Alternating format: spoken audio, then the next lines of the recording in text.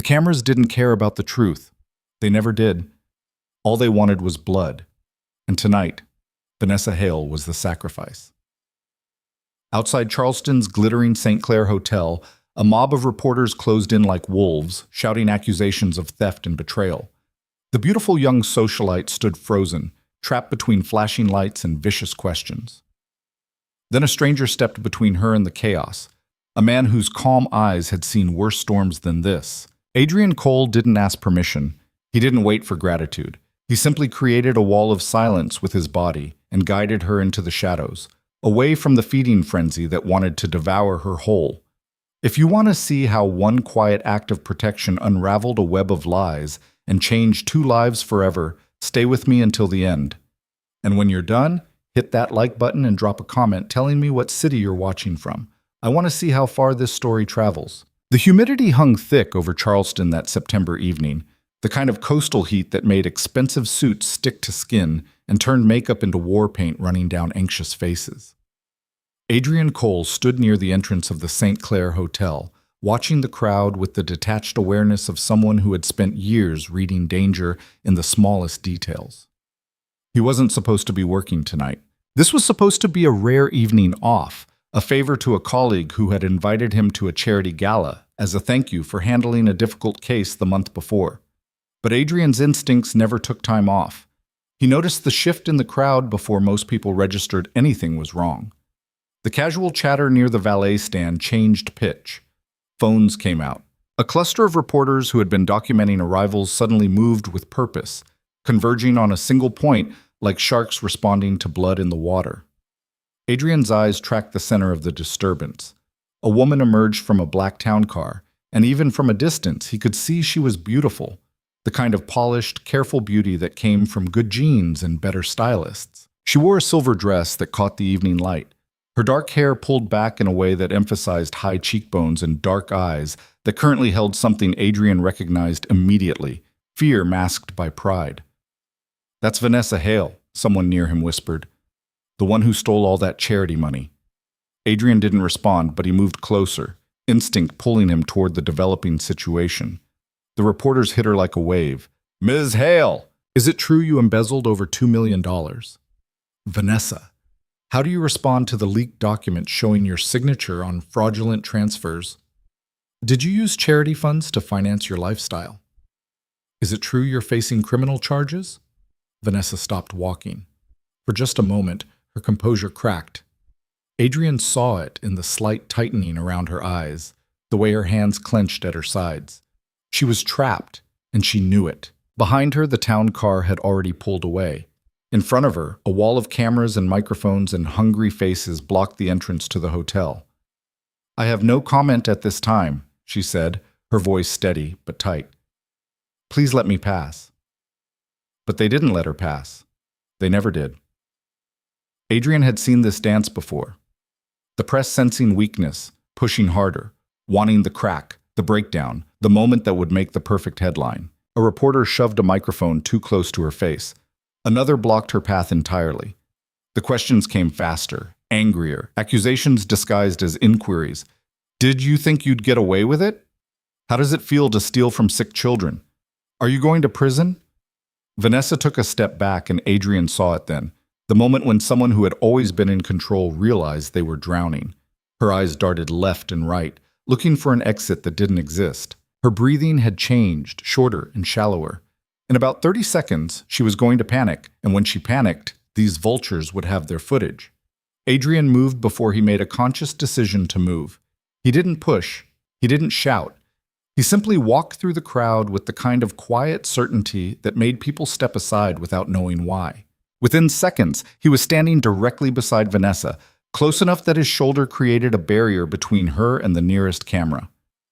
"Excuse me," he said calmly, not to her but to the reporters. "You're blocking the entrance." "Who the hell are you?" one of them demanded. Adrian didn't answer. Instead, he looked at Vanessa for the first time, making eye contact. His expression held no judgment, no curiosity, just a simple question. "Do you want help?" She nodded once, barely perceptible. That was enough. Adrian placed himself between Vanessa and the reporters, not touching her but creating a moving barrier with his body. We're going to walk now, he said quietly, just loud enough for her to hear. Stay close to me. Don't look at them. Don't answer. Just walk. The entrance is, she started. We're not going through the entrance, he interrupted gently. Trust me. He guided her left, away from the hotel's main doors, toward a service alley that ran along the building's side. The reporters followed, still shouting questions, but Adrian's positioning made it impossible for them to get clear shots or block their path. He moved like someone who had done this before, maintaining space, controlling angles, always staying between Vanessa and the cameras. Sir, what's your relationship to Ms. Hale? Are you her lawyer? Is she paying you to protect her? Adrian ignored them all. His focus was absolute. Get her out of the immediate danger zone, away from the feeding frenzy. The alley appeared ahead, dimly lit and blissfully empty. He steered Vanessa toward it, and the moment they turned the corner, away from the main crowd, he picked up the pace. Can you run in those shoes? He asked. Vanessa glanced down at her heels, then back at him. For the first time since he'd approached her, something other than fear crossed her face, a flash of dark humor. Not well, but I can try. Good enough. They moved quickly through the alley, the sounds of the reporters fading behind them. Adrian knew the area. He'd done security work for events at the St. Clair before. The alley connected to a side street where delivery trucks came during the day. At this hour, it would be empty. They emerged onto the quiet street, and Adrian finally slowed his pace. Vanessa was breathing hard, whether from exertion or delayed panic, he couldn't tell. She stopped walking and pressed one hand against the brick wall of the building, steadying herself. Thank you, she said, her voice still controlled but trembling slightly at the edges. I don't know who you are, but thank you. Adrian studied her carefully. Up close, he could see the strain around her eyes, the way she held herself like someone who had been fighting for days without rest. He recognized that look. He'd seen it in hostage situations, in crisis negotiations, in the faces of people who had been pushed to their absolute limit. Are you safe? He asked. Do you have somewhere to go? Vanessa laughed, but there was no humor in it. Safe? I don't know what that word means anymore. She looked back toward the main street where the distant sounds of the reporters still echoed. They're going to destroy me. It doesn't matter what I say or don't say. They've already decided I'm guilty. Are you? Adrian asked quietly. Her head snapped toward him, eyes flashing with anger. No, I didn't steal anything. I've spent 3 years building that foundation, helping children with medical needs that insurance won't cover. I've given everything to that work. And now... She stopped, pressing her lips together hard. Now someone's framed me, and nobody wants to hear the truth. Adrian believed her. He'd questioned enough liars to recognize truth when he heard it, and more importantly, he recognized genuine fury. Guilty people getting caught tended toward fear or justification. This woman was angry, the specific kind of anger that came from being falsely accused. Who framed you? He asked. Why do you care? Vanessa countered. You don't know me. No, Adrian agreed. But I know what it looks like when someone's drowning, and I know that mob back there doesn't care about truth. They care about clicks and ratings. If you're innocent, you need someone who's actually listening. Vanessa stared at him for a long moment.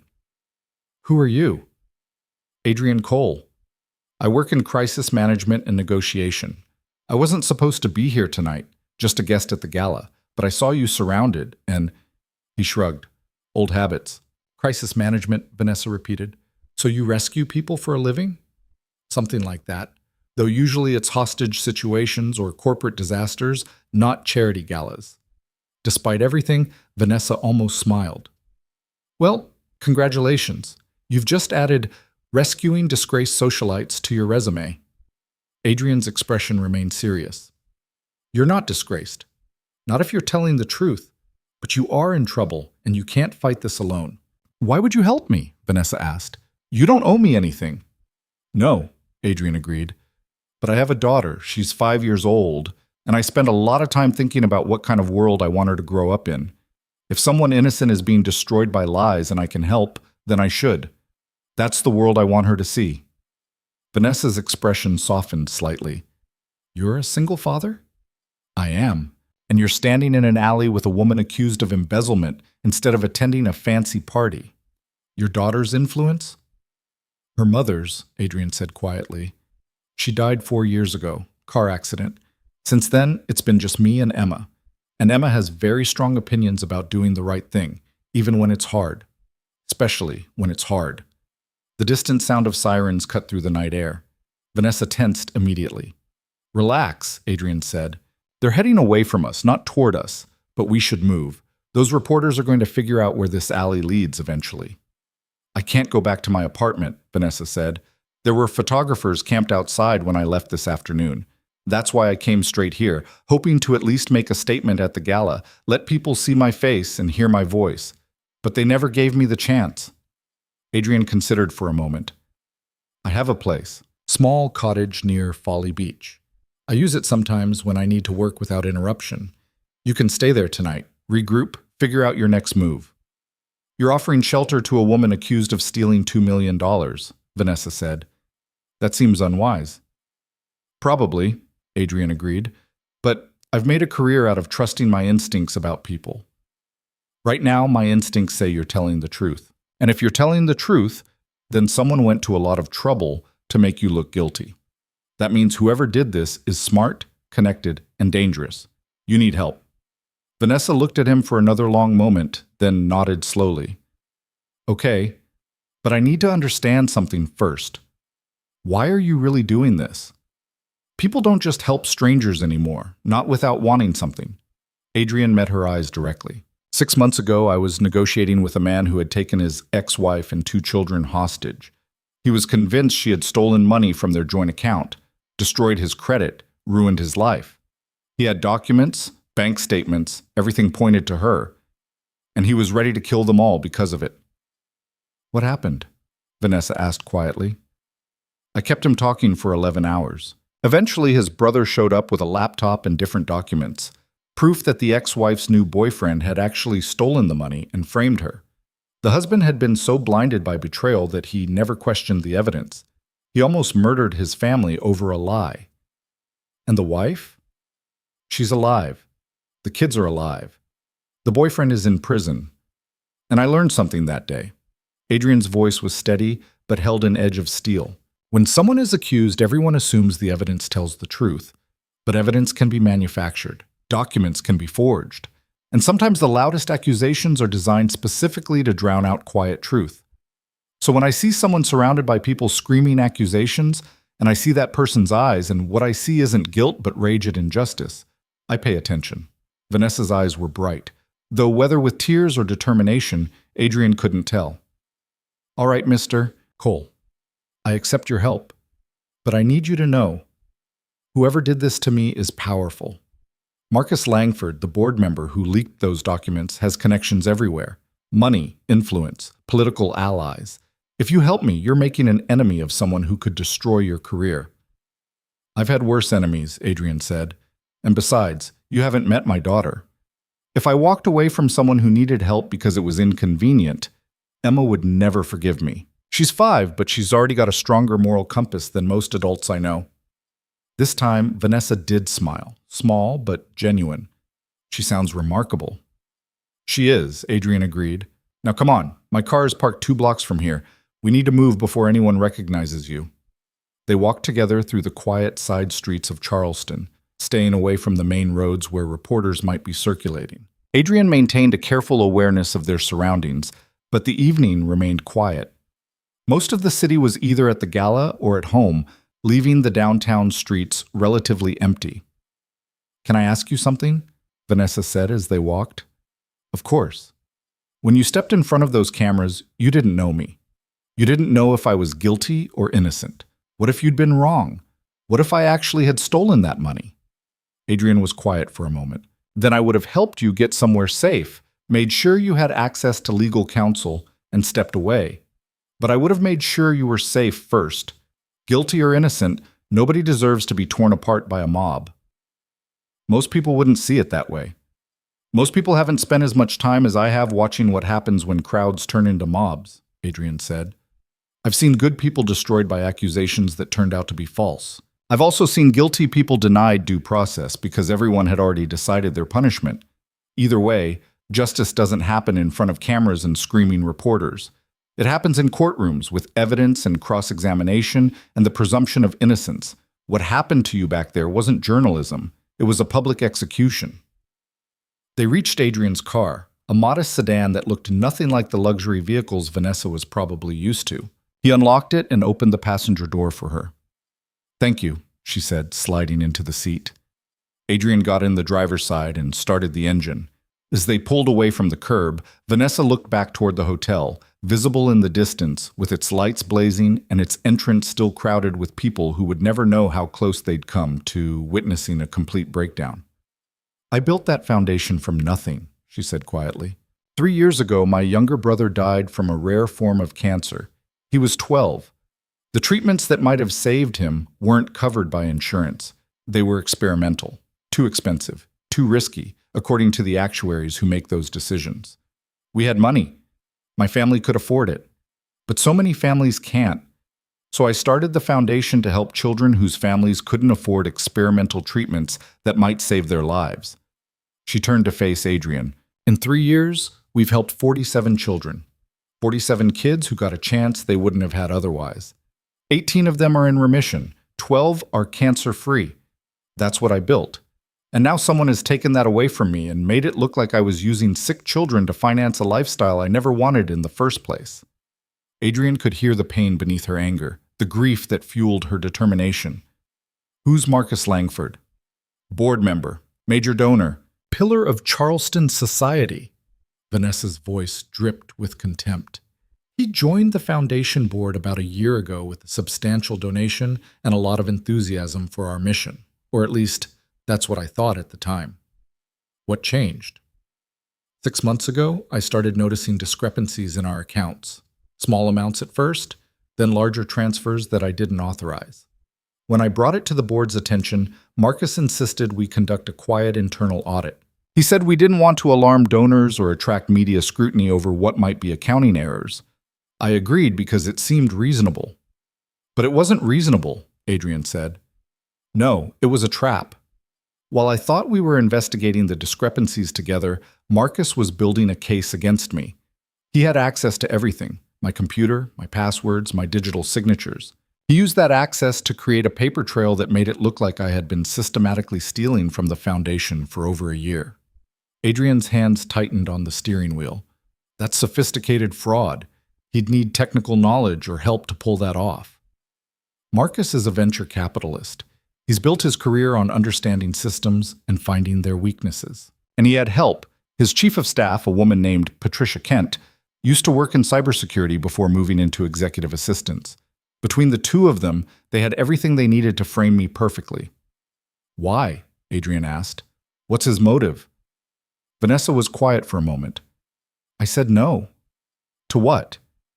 6 weeks ago, Marcus approached me about merging the foundation with a larger charitable organization he's involved with. It would have meant giving up control, folding our mission into a broader mandate, and essentially making the foundation I built disappear into something else. He framed it as expansion, greater reach, more resources. But I could see what it really was. A takeover, Adrian said. Exactly. He wanted my donor list, my reputation, my connections, and he wanted to redirect the funds we'd raised toward projects that would benefit his political allies and business partners. The children we were helping didn't fit his agenda. They weren't profitable or politically useful. So I refused. And 2 weeks later, the embezzlement accusations started. Adrian drove in silence for a moment, processing the information. They had left downtown Charleston behind and were heading toward Folly Beach, where the lights were fewer and the air smelled of salt and approaching storms. Do you have any proof of what you're telling me? He asked. Some. Emails that show Marcus pushing for the merger. Records of the discrepancies I found before he started the audit. But nothing that directly connects him to the fraud. He's too smart for that. Everything points to me, and the leaked documents he gave to the press are completely authentic. They just don't tell the real story. Documents can be authentic and still misleading, Adrian said. That's the oldest trick in the book. Use real evidence, but present it without context to create a false narrative. How do I fight that? Vanessa asked. How do I prove something didn't happen? The money was moved. The signatures are real, or real enough that experts will have trouble proving they're forged. And I'm the one who had access and opportunity. On paper, I look completely guilty. Adrian was quiet, thinking through the problem with the methodical approach he used in crisis negotiations. Every situation, no matter how complex, had pressure points, moments where the right action could shift everything. You fight it by finding what he missed, Adrian said finally. Nobody's perfect. Marcus thinks he's created an airtight frame, but somewhere in that framework there's a weakness. Maybe it's in the timing of the transfers. Maybe it's in the digital footprint those transactions left behind. Maybe it's in Marcus himself. People who commit sophisticated fraud often can't help showing off their cleverness in small ways. You sound like you've dealt with this before. Different contexts, but similar principles. In negotiations, you're always looking for the crack in someone's story, the detail that doesn't quite fit. People are consistent in their inconsistencies. If Marcus framed you, then somewhere in his behavior or his paper trail, he's been consistent in a way that will give him away. They arrived at the cottage as the first drops of rain began to fall. It was a small structure, weathered but well-maintained, sitting about 50 yards from the beach. Adrian parked in the gravel driveway and killed the engine. "It's not much," he said, "but it's private, and nobody knows about it except a few close friends. You'll be safe here." Vanessa looked at the cottage, then at Adrian. "I don't understand you." "What don't you understand?" "Why you're doing this. You have a daughter to think about, a career, a life, and you're risking all of it for someone you met an hour ago." Adrian turned to face her fully. "When Emma was 3, she got lost in a grocery store. I turned my back for literally 10 seconds to grab something off a shelf, and when I looked back, she was gone. I spent 7 minutes searching for her, 7 minutes that felt like 7 hours. I was terrified. And then a stranger, an elderly woman I'd never seen before, came walking up with Emma holding her hand. The woman had found Emma crying in a different aisle and had stayed with her, keeping her calm, until she could find me." "What did you say to her?" Vanessa asked. "I thanked her, asked if there was anything I could do to repay her. And she said something I've never forgotten. She said, 'Just pass it forward. Someday someone else will need help, and you'll have the chance to be the one who steps in. Take it.'" Adrian looked at Vanessa steadily. "You were lost in that crowd tonight, and you needed someone to step in. I had the chance to be that person, so I took it. And now we're going to figure out how to prove your innocence, because that's what passing it forward looks like." The rain began to fall harder, drumming on the roof of the car. Thunder rumbled in the distance, and lightning flickered across the dark sky. "We should get inside," Adrian said. They ran through the rain to the cottage, and Adrian unlocked the door. Inside, the space was simple but comfortable. A main room with a small kitchen, a bedroom, and a bathroom. Adrian flipped on the lights, revealing walls lined with bookshelves and a desk covered in files and a laptop. "You actually do work here," Vanessa observed. "Sometimes I need to think without interruption. When I'm home with Emma, she's my priority. Work stays at work. But some cases need more time, more focus. This is where I come when that happens." Vanessa walked to the window, looking out at the rain-swept beach. "What happens now?" "Now we build a case," Adrian said. "You said Marcus had access to your computer and passwords. That means there's a digital trail. Every action leaves traces, even when people try to hide them. We find those traces, we follow them back to Marcus, and we prove what really happened." "I'm not a detective," Vanessa said. "I don't know how to do that. But I do, or at least I know people who do. And more importantly, I know how to approach this like a negotiation. Marcus thinks he's won. He thinks you're cornered with no way out. That gives us an advantage." "How?" "Because people who think they've won get overconfident. They make mistakes. Marcus leaked those documents to destroy you publicly, but public destruction is messy. It attracts attention from people who don't just accept the official story. We use that attention. We find the journalists who actually investigate instead of just reporting accusations. We find the forensic accountants who know how to spot sophisticated fraud. We find the weaknesses in Marcus's story, and we pull on those threads until the whole thing unravels." Vanessa turned from the window. "You make it sound simple." "It's not simple. It's going to be hard, and it's going to take time, but it's possible. And right now, possible is better than what you had an hour ago." She nodded slowly. "All right, where do we start?" Adrian pulled out his phone. "We start by making some calls. I know a cybersecurity expert who owes me a favor. If Marcus created fraudulent digital signatures or manipulated access logs, she can find the evidence. And I know a reporter at the Charleston Post who actually cares about truth more than clicks. We need someone in the media who's willing to question the narrative Marcus created. What about you? Vanessa asked. Don't you need to get home to Emma? Adrian glanced at his watch. Emma's with my mother tonight. Mom knows I was attending the gala and might be late. I'll call her, let her know I'm working on something urgent. She's used to it. I'm sorry, Vanessa said quietly. For what? For disrupting your life, for pulling you into this mess. Adrian looked at her steadily. You didn't pull me into anything. I chose to step in, and I chose to help. Those were my decisions, and I don't regret them. So stop apologizing and start fighting. Because the woman who built a foundation to save children's lives is still in there, and she's not going to let Marcus Langford win. Are you? Vanessa's expression hardened with determination. No, I'm not. Good. Then let's get to work.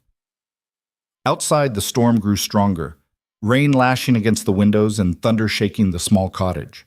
But inside, in the warm glow of the lights, two people who had been strangers an hour ago began the work of unraveling a carefully constructed lie. Adrian made phone calls, his voice calm and professional as he explained the situation to contacts who trusted his judgment. Vanessa opened her laptop and began pulling together every email, every document, every piece of evidence she had that might prove her innocence. They worked through the night, the storm providing a backdrop to their focused determination. And slowly, piece by piece, a picture began to emerge. Not the picture Marcus had painted, but the real truth hiding beneath layers of sophisticated deception. By 3 a.m, the storm had passed, leaving behind the clean smell of rain and the rhythmic sound of waves crashing against the shore.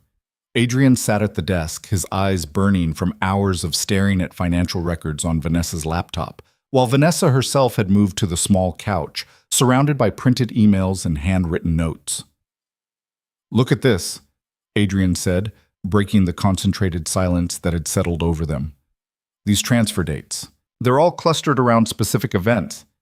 Vanessa looked up, pushing a strand of dark hair away from her face. She looked exhausted but alert, running on the same adrenaline that was keeping Adrian focused. What kind of events? Board meetings. Every suspicious transfer happened within 48 hours of a board meeting where you were present. Not before, not during, but after. Vanessa stood and walked over to the desk, leaning over Adrian's shoulder to see the screen. He caught a faint scent of her perfume, something subtle and expensive that somehow survived the chaos of the evening. That can't be coincidental, she said. It's not. Whoever did this needed information they could only get during those meetings. Access codes, budget discussions, upcoming expenses. They were using the meetings as intelligence gathering sessions, then executing the transfers while the information was fresh and the transactions would blend in with legitimate foundation business. Marcus attended every single one of those meetings, Vanessa said quietly. So did other board members, Adrian pointed out. We can't prove it's him just from timing, but it supports the theory. It shows pattern and opportunity. Vanessa moved back to the couch, rifling through her papers. And I have something else. Look at these emails. She brought several printed messages over to Adrian. He scanned them quickly, noting the dates and sender information. These are from Patricia Kent, Vanessa explained, Marcus's chief of staff. She sent them to me last year, right after Marcus joined the board.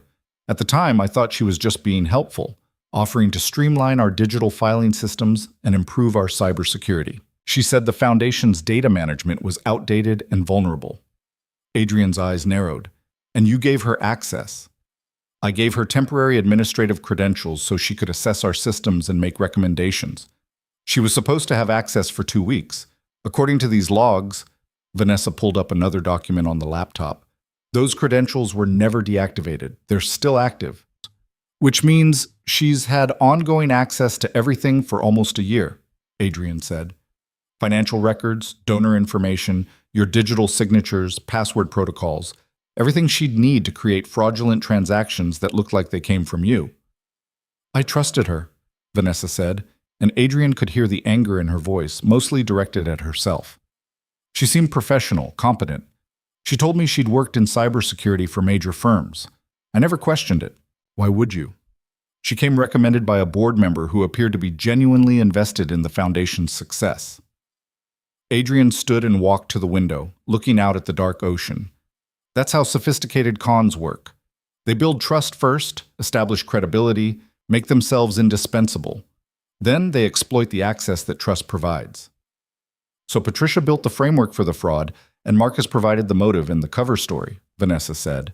But I still don't have proof. I have suspicious patterns and circumstantial evidence, but nothing that definitively proves they're behind this. Adrian turned from the window. Then we need to get that proof. And I think I know how. I'm listening. Patricia's credentials are still active, right? Which means she probably still has access to the foundation's systems. People who commit fraud this carefully don't usually clean up their tracks completely. They keep backdoor access in case they need to manipulate things further or cover new developments. You want to catch her accessing the system, Vanessa said, understanding immediately. Not just accessing it. I want to force her to access it under circumstances that will expose what she's been doing. But we need help. Professional help. Adrian pulled out his phone and dialed a number from memory. Despite the early hour, the call was answered on the second ring. Cole, do you have any idea what time it is? The voice was female, sharp, but not unfriendly. I do, and I'm sorry, Rachel, but I need your help and it can't wait. There was a pause, then a sigh. Talk to me. I'm with someone who's been framed for embezzlement through sophisticated digital fraud. Forged signatures, manipulated access logs, the works. The people who did it left administrative credentials active in the victim's system. I need you to trace those credentials and document any activity tied to them. That's a law enforcement matter, Adrian. You should be calling the police, not me. The police are going to look at the evidence that's already been leaked to the press and see a clear case of guilt. We need to prove the fraud before anyone will listen about who really committed it. And you're the best digital forensics investigator I know. Another pause. Adrian could hear the sound of typing in the background. Rachel Chen was already working even as she pretended to consider whether to help. Send me the credentials and system access information, Rachel said. I'll run a trace and see what I can find. But Adrian, if this goes sideways, I was never involved. Understood? Understood. Thank you, Rachel. Don't thank me yet. If these people are as sophisticated as you say, they might have covered their tracks better than you think. Adrian ended the call and looked at Vanessa. Rachel's good. If there's a digital trail, she'll find it. And if there isn't? Then we look for other weaknesses, but right now we focus on what we can control. Adrian glanced at his watch. It's almost 4 a.m. You should try to get some sleep. We have a lot of work ahead of us, and you need to be sharp. Vanessa shook her head. I can't sleep. Every time I close my eyes, I see those reporters, those cameras, everyone believing I'm a thief. How am I supposed to sleep knowing that? Adrian understood. He'd seen it before in people who'd been through trauma. The adrenaline that kept you moving long past the point where your body wanted to shut down. Then we keep working, he said simply. But you need to eat something. When's the last time you had a meal? Vanessa thought about it. Yesterday afternoon, I think. I was too nervous about the gala to eat dinner. Adrian moved to the small kitchen. I keep basic supplies here, nothing fancy, but I can make eggs and toast. You don't have to. I know I don't have to, but you're running on empty, and that makes people make mistakes. We can't afford mistakes right now. While Adrian cooked, Vanessa returned to her laptop, pulling up more files and documents. The cottage filled with the smell of butter and bread toasting, oddly domestic against the backdrop of their urgent mission. Can I ask you something personal? Vanessa said. You can ask, Adrian replied, cracking eggs into a pan. When your wife died, how did you keep going? How did you not just collapse under the weight of it? Adrian was quiet for a moment, focused on the eggs. I did collapse. For about 3 weeks after the funeral, I barely functioned. My mother had to take Emma full-time because I couldn't get out of bed. I couldn't see a future that made sense without Sarah in it. What changed? Emma did. She came to visit me one day, and she was wearing one of Sarah's scarves. It was huge on her, dragging on the ground behind her like a cape. And she looked at me with these serious eyes and said, Mama told me if she ever had to go away, you'd take care of me. Did she lie? Vanessa's expression softened. She was 3 years old and asking that? She was 3.5, and she was terrified that she'd lost both parents. So I had a choice. I could keep collapsing, or I could be what Emma needed me to be. I chose Emma. Every day since then, I've chosen Emma. And on the days when that felt impossible, I just chose to get through the next hour, then the next. Eventually, hours become days, and days become a life you can actually live. Adrian brought 2 plates over to the small table and set one in front of Vanessa. She looked at the simple meal like it was the first real food she'd seen in days. "Thank you," she said quietly, "for this and for telling me that. I know we just met, but it helps to know you understand what it's like when your whole world falls apart." They ate in silence for a few minutes, both lost in their own thoughts. Then Vanessa's phone buzzed, and she checked the screen. Her expression darkened immediately. "What is it?" Adrian asked. "Email from the Foundation's board. Effective immediately, I'm suspended from all duties pending investigation of the embezzlement allegations.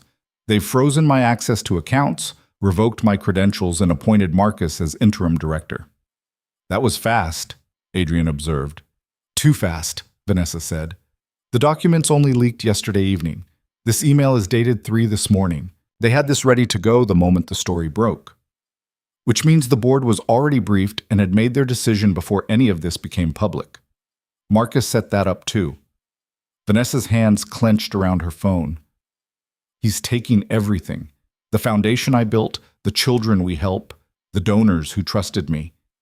He's just erasing me from it." "He's overplaying his hand," Adrian said. Think about it.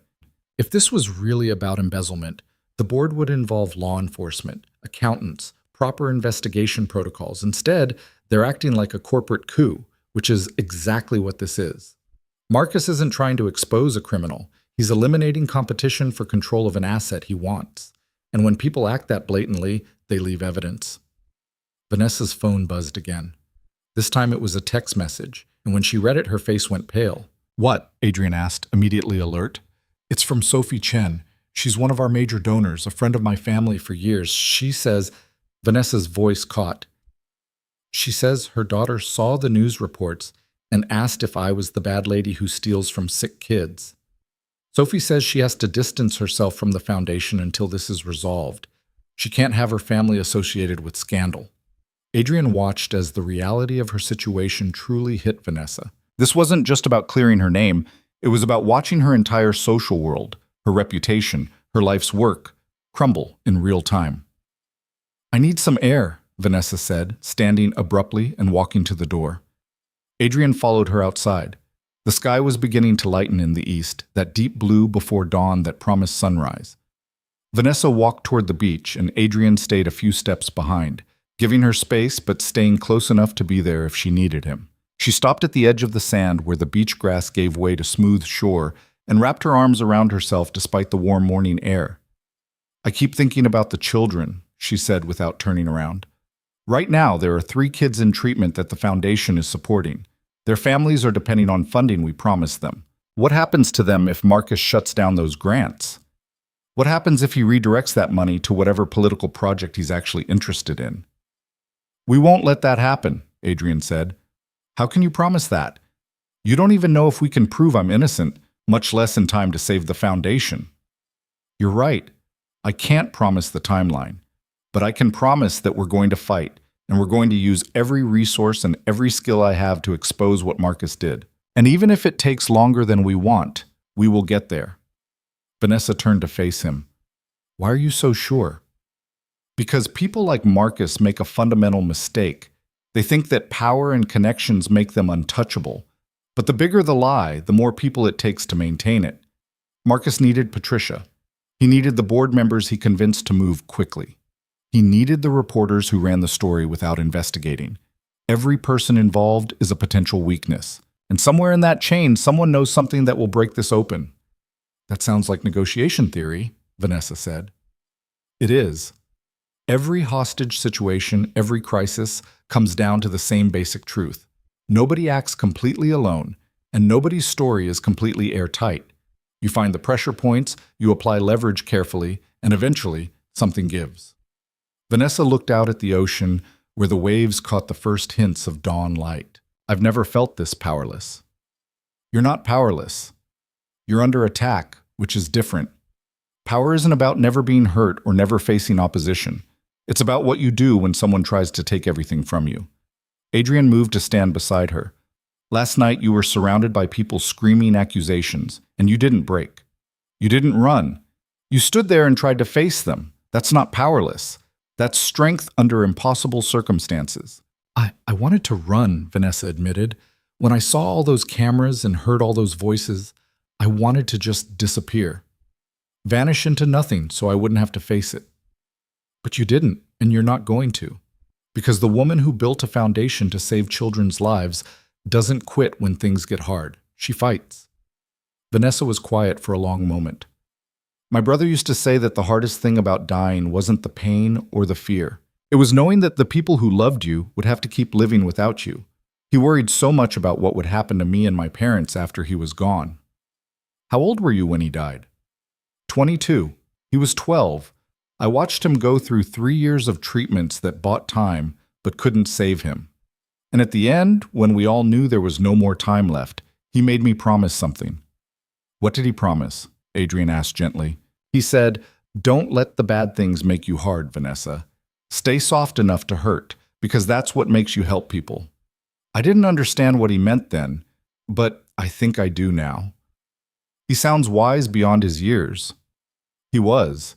And the foundation, everything I built, was supposed to honor that wisdom.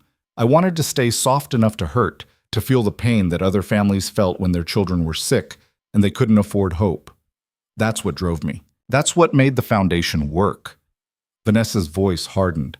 And Marcus wants to take that and turn it into just another asset in his portfolio. Another line item in his political ambitions. Then we stop him, Adrian said. Not just for you, but for every child the foundation was built to help, and for your brother's memory. Vanessa nodded slowly. All right. What's our next move? Adrian's phone rang before he could answer. He checked the screen and saw Rachel's number. That was fast, he said, answering. What did you find? Rachel's voice came through clearly in the quiet morning air. Adrian, this is bigger than you thought. The credentials you sent me show access patterns going back 11 months. Whoever was using them knew exactly what they were doing. They accessed the system during low traffic hours, modified files in ways that looked routine, and covered their tracks with legitimate-looking activity logs. But, Adrian prompted, hearing the unspoken word in Rachel's tone, but they got sloppy exactly once. 3 months ago, there was an access event that originated from an IP address outside the normal range. It lasted about 15 minutes, and during that time, someone downloaded the complete donor database and financial records for the past 2 years. Can you trace the IP address? Already did. It resolves to a small business internet account registered to Kent Consulting Services, with a billing address in downtown Charleston. I'm guessing that's your Patricia Kent. Adrian looked at Vanessa, whose expression had shifted from despair to focused intensity. Rachel, I need you to document everything you just found and send it to me in a format that could be submitted as evidence. Can you do that? I can, but Adrian, this is just digital forensics. A good defense attorney could argue the IP address was spoofed or the access was authorized. You need more than this to prove fraud. I know, but it's a start. Send me what you have. Adrian ended the call and turned to Vanessa. We have proof that Patricia accessed the foundation system from her own business account and downloaded everything. That's not enough by itself, but it establishes that she had means and opportunity. We need to prove motive and intent, Vanessa said. We need something that shows Marcus directing her, or evidence of what they plan to do with the information they stole. Agreed. Which means we need to get inside Kent Consulting Services and find out what else is on that system. Vanessa stared at him. You want to break into her office? No. Breaking in would be illegal, and any evidence we found would be inadmissible. But there are legal ways to access information if we're smart about it. I'm listening. Adrian pulled out his phone again and started typing. I have a contact who works in commercial real estate. Kent Consulting is a tenant somewhere, which means there's a landlord who has legitimate access to the office for maintenance and emergency purposes. If we can identify a maintenance issue that requires immediate access, we can be present as concerned parties when the landlord enters the space. That seems like a stretch, Vanessa said. Maybe, but it's better than nothing. And while we're working on that angle, we need to start building public support. Right now, the only narrative out there is the one Marcus created. We need to get your side of the story told. The reporters already decided I'm guilty. Not all of them. I know a journalist at the Charleston Post named David Martinez. He's old school, actually investigates stories instead of just rewriting press releases. I'm going to reach out to him and see if he's willing to dig deeper. Vanessa looked skeptical. Why would he believe us when everyone else has already made up their minds? Because David doesn't trust convenient narratives. A few years ago, he broke a story about a city councilman who was supposedly taking bribes. Everyone had convicted the guy in the press, but David kept digging and found out the evidence had been planted by a political rival. He's exactly the kind of journalist who looks at a story like yours and asks the questions nobody else is asking. Like what? Like, why would someone who's been successfully running a foundation for 3 years suddenly start stealing from it? Like, why did the embezzlement accusation surface immediately after the target refused a merger that would benefit the accuser? Like, why are all the suspicious transactions clustered around board meetings where the accuser was present? Vanessa's expression shifted as she understood. You're going to make Marcus's case look too convenient to be true. I'm going to present facts and let a good journalist follow them where they lead, which is hopefully straight to Marcus and Patricia. The sun broke over the horizon, flooding the beach with golden light. Adrian and Vanessa stood together watching it rise, two people who had been strangers 12 hours ago now bound together by shared purpose and the determination to fight back against carefully constructed lies. I need to call my mother, Adrian said, checking his watch. She'll be up with Emma soon, and I should let her know what's happening before she sees anything on the news. Tell her I'm sorry for taking you away from your daughter, Vanessa said. I'll tell her I'm helping someone who needs it. She'll understand. Emma will too. Adrian walked back toward the cottage, leaving Vanessa on the beach. He dialed his mother's number and waited. Adrian?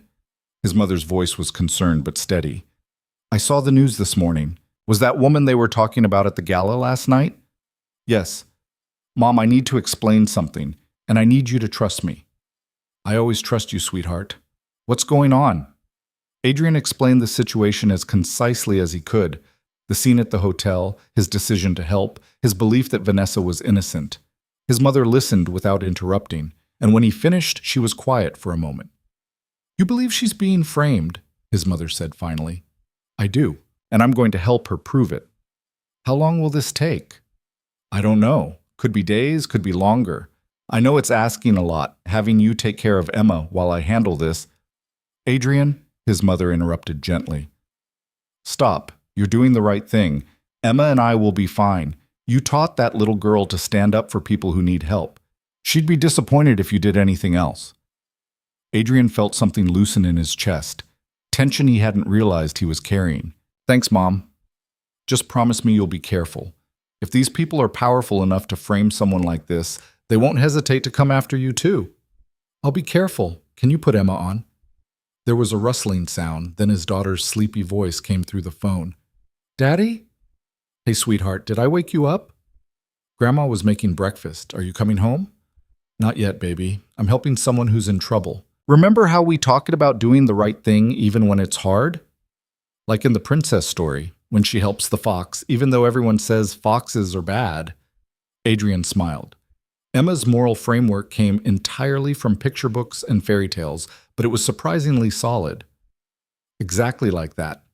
Sometimes people need help, and the right thing to do is help them. Is the person nice? Adrian glanced toward the beach, where Vanessa stood silhouetted against the rising sun. Yes, she's nice, and she's trying very hard to help children who are sick, but some bad people are trying to stop her. That's not fair, Emma said, with the absolute certainty of a 5-year-old's sense of justice. No, it's not fair, which is why I'm helping her make it right. Okay, Daddy, I love you. I love you too, Emma. Be good for Grandma. Adrian ended the call and stood for a moment, feeling the weight of the responsibility he'd taken on. He was risking his reputation, possibly his career, definitely his time with Emma, all for someone he'd known less than a day. But as he watched Vanessa turn from the ocean and walk back toward the cottage with renewed determination in her stride, he knew he'd made the right choice. Everything okay? Vanessa asked as she approached. Everything's fine. My mother has Emma, and they both understand why I'm doing this. You have a good family. I do, which is why I understand what you're fighting for. The foundation isn't just work for you, it's family. Those children you help, their parents, the donors who believed in your mission, that's your family too. And nobody should be able to destroy that with lies. They went back inside the cottage, and Adrian immediately returned to the desk and his laptop. I'm going to reach out to David Martinez and see if he'll meet with us. While I do that, I need you to put together a timeline.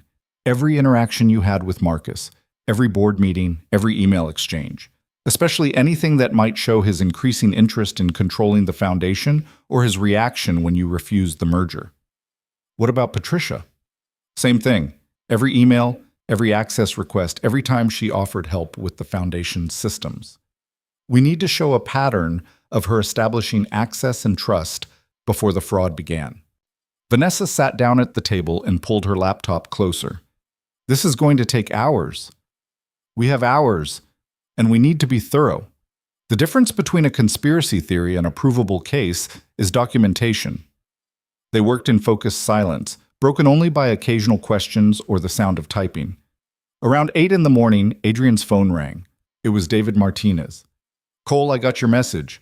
You want to talk about Vanessa Hale? I do. Are you available to meet? I'm interested, but I need to know what angle you're working. The evidence against her looks pretty solid. That's because someone went to a lot of trouble to make it look solid. But if you're willing to actually investigate instead of just accepting the leaked documents at face value, I think you'll find a very different story. David was quiet for a moment.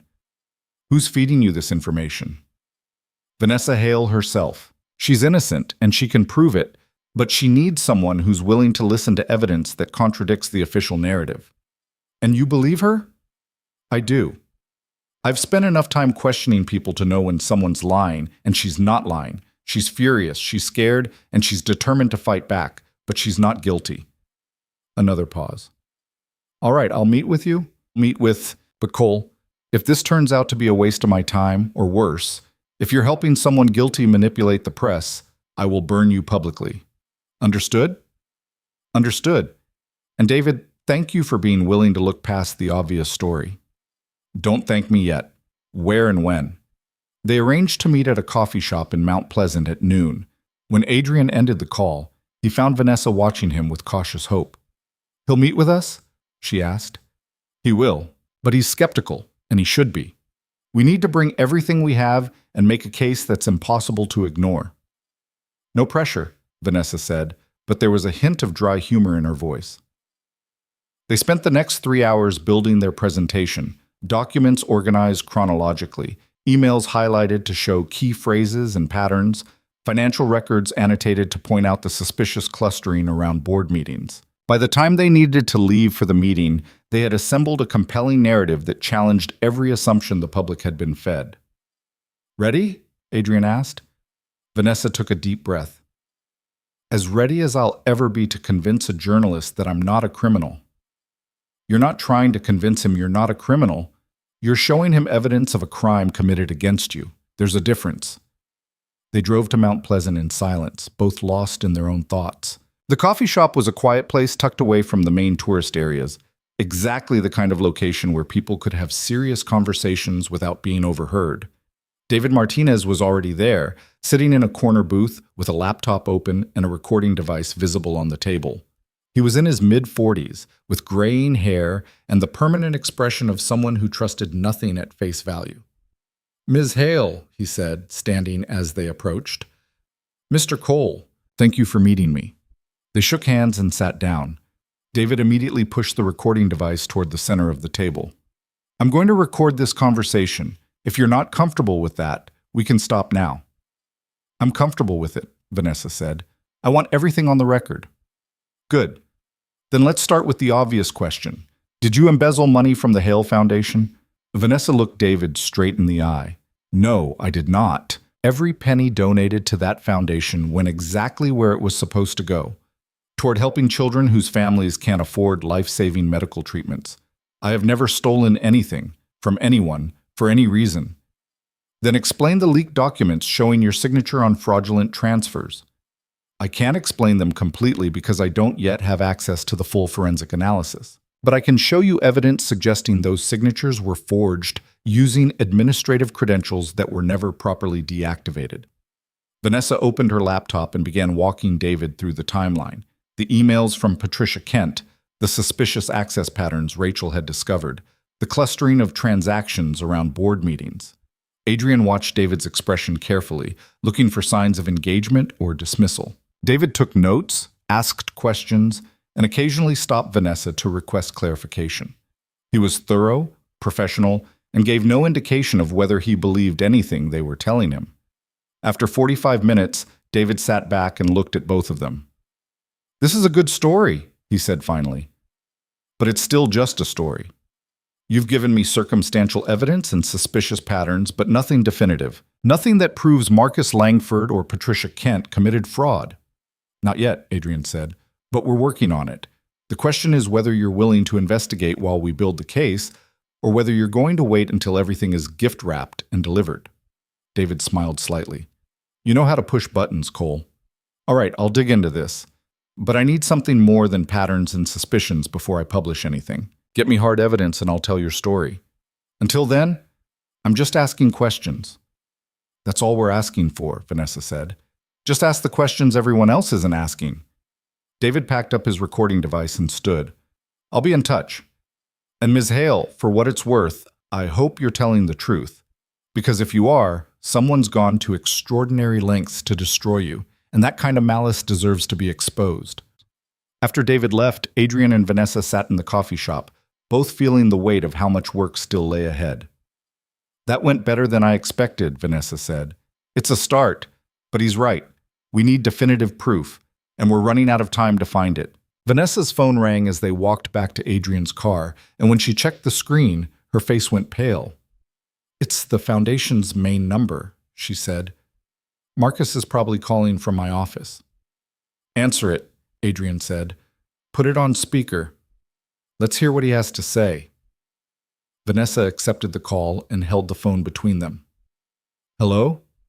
Vanessa." Marcus Langford's voice was smooth, cultured, with just the right amount of concern to sound sincere to anyone who didn't know better. "I'm so glad I reached you. I wanted to speak with you directly before the board makes any further decisions." "How considerate," Vanessa said, her voice cold. "Calling from my office to tell me how you're planning to finish destroying everything I built." There was a pause, and when Marcus spoke again, the false warmth had disappeared. "I understand you're upset. The accusations are serious, and I know this must be difficult for you. But the board had no choice. The evidence is overwhelming." "Evidence you manufactured," Vanessa said. "Evidence you and Patricia carefully constructed to make me look guilty of crimes I never committed." Marcus laughed, and the sound was genuinely amused. "Is that really the story you're going with? Some elaborate conspiracy?" "Vanessa, I've known you for over a year. I've watched you work, seen your dedication. If you're in financial trouble, if you made mistakes, the Foundation can handle this quietly. But these wild accusations aren't helping anyone." Adrian made a cutting gesture, signaling Vanessa to end the call, but she shook her head. She wanted to hear what Marcus would say when he thought he'd won. "You wanted control of the Foundation," Vanessa said. "You wanted my donor list, my connections, my reputation. And when I refused to give them to you, you decided to take them by destroying me first." "That's quite a theory. Do you have any proof?" "Not yet, but I will." "Vanessa, listen to me carefully." Marcus's voice took on a harder edge. "The Foundation is moving forward. I've already contacted the major donors, assured them that the organization will continue its mission under new leadership. Several of them have expressed relief that the board acted quickly to address the crisis. The last thing anyone wants is a prolonged scandal that damages the Foundation's ability to help children." "You're using sick children as cover for your theft," Vanessa said, her voice shaking with rage. "You're hiding behind the very mission you're betraying." "I'm protecting the mission, which is more than you're doing right now. If you care about those children at all, you'll step away quietly, issue a statement saying you're taking time to address personal matters. Let the Foundation continue its work without the distraction of a criminal investigation. You want me to confess to crimes I didn't commit. I want you to think about what's best for the children who are depending on the Foundation's support. Think about the 3 kids currently in treatment. Think about their families. Do you really want to put them through months of public scandal while you fight charges you can't win? Adrian watched Vanessa's face as she processed Marcus's words. It was a clever manipulation, using her genuine care for the children as leverage to force her compliance.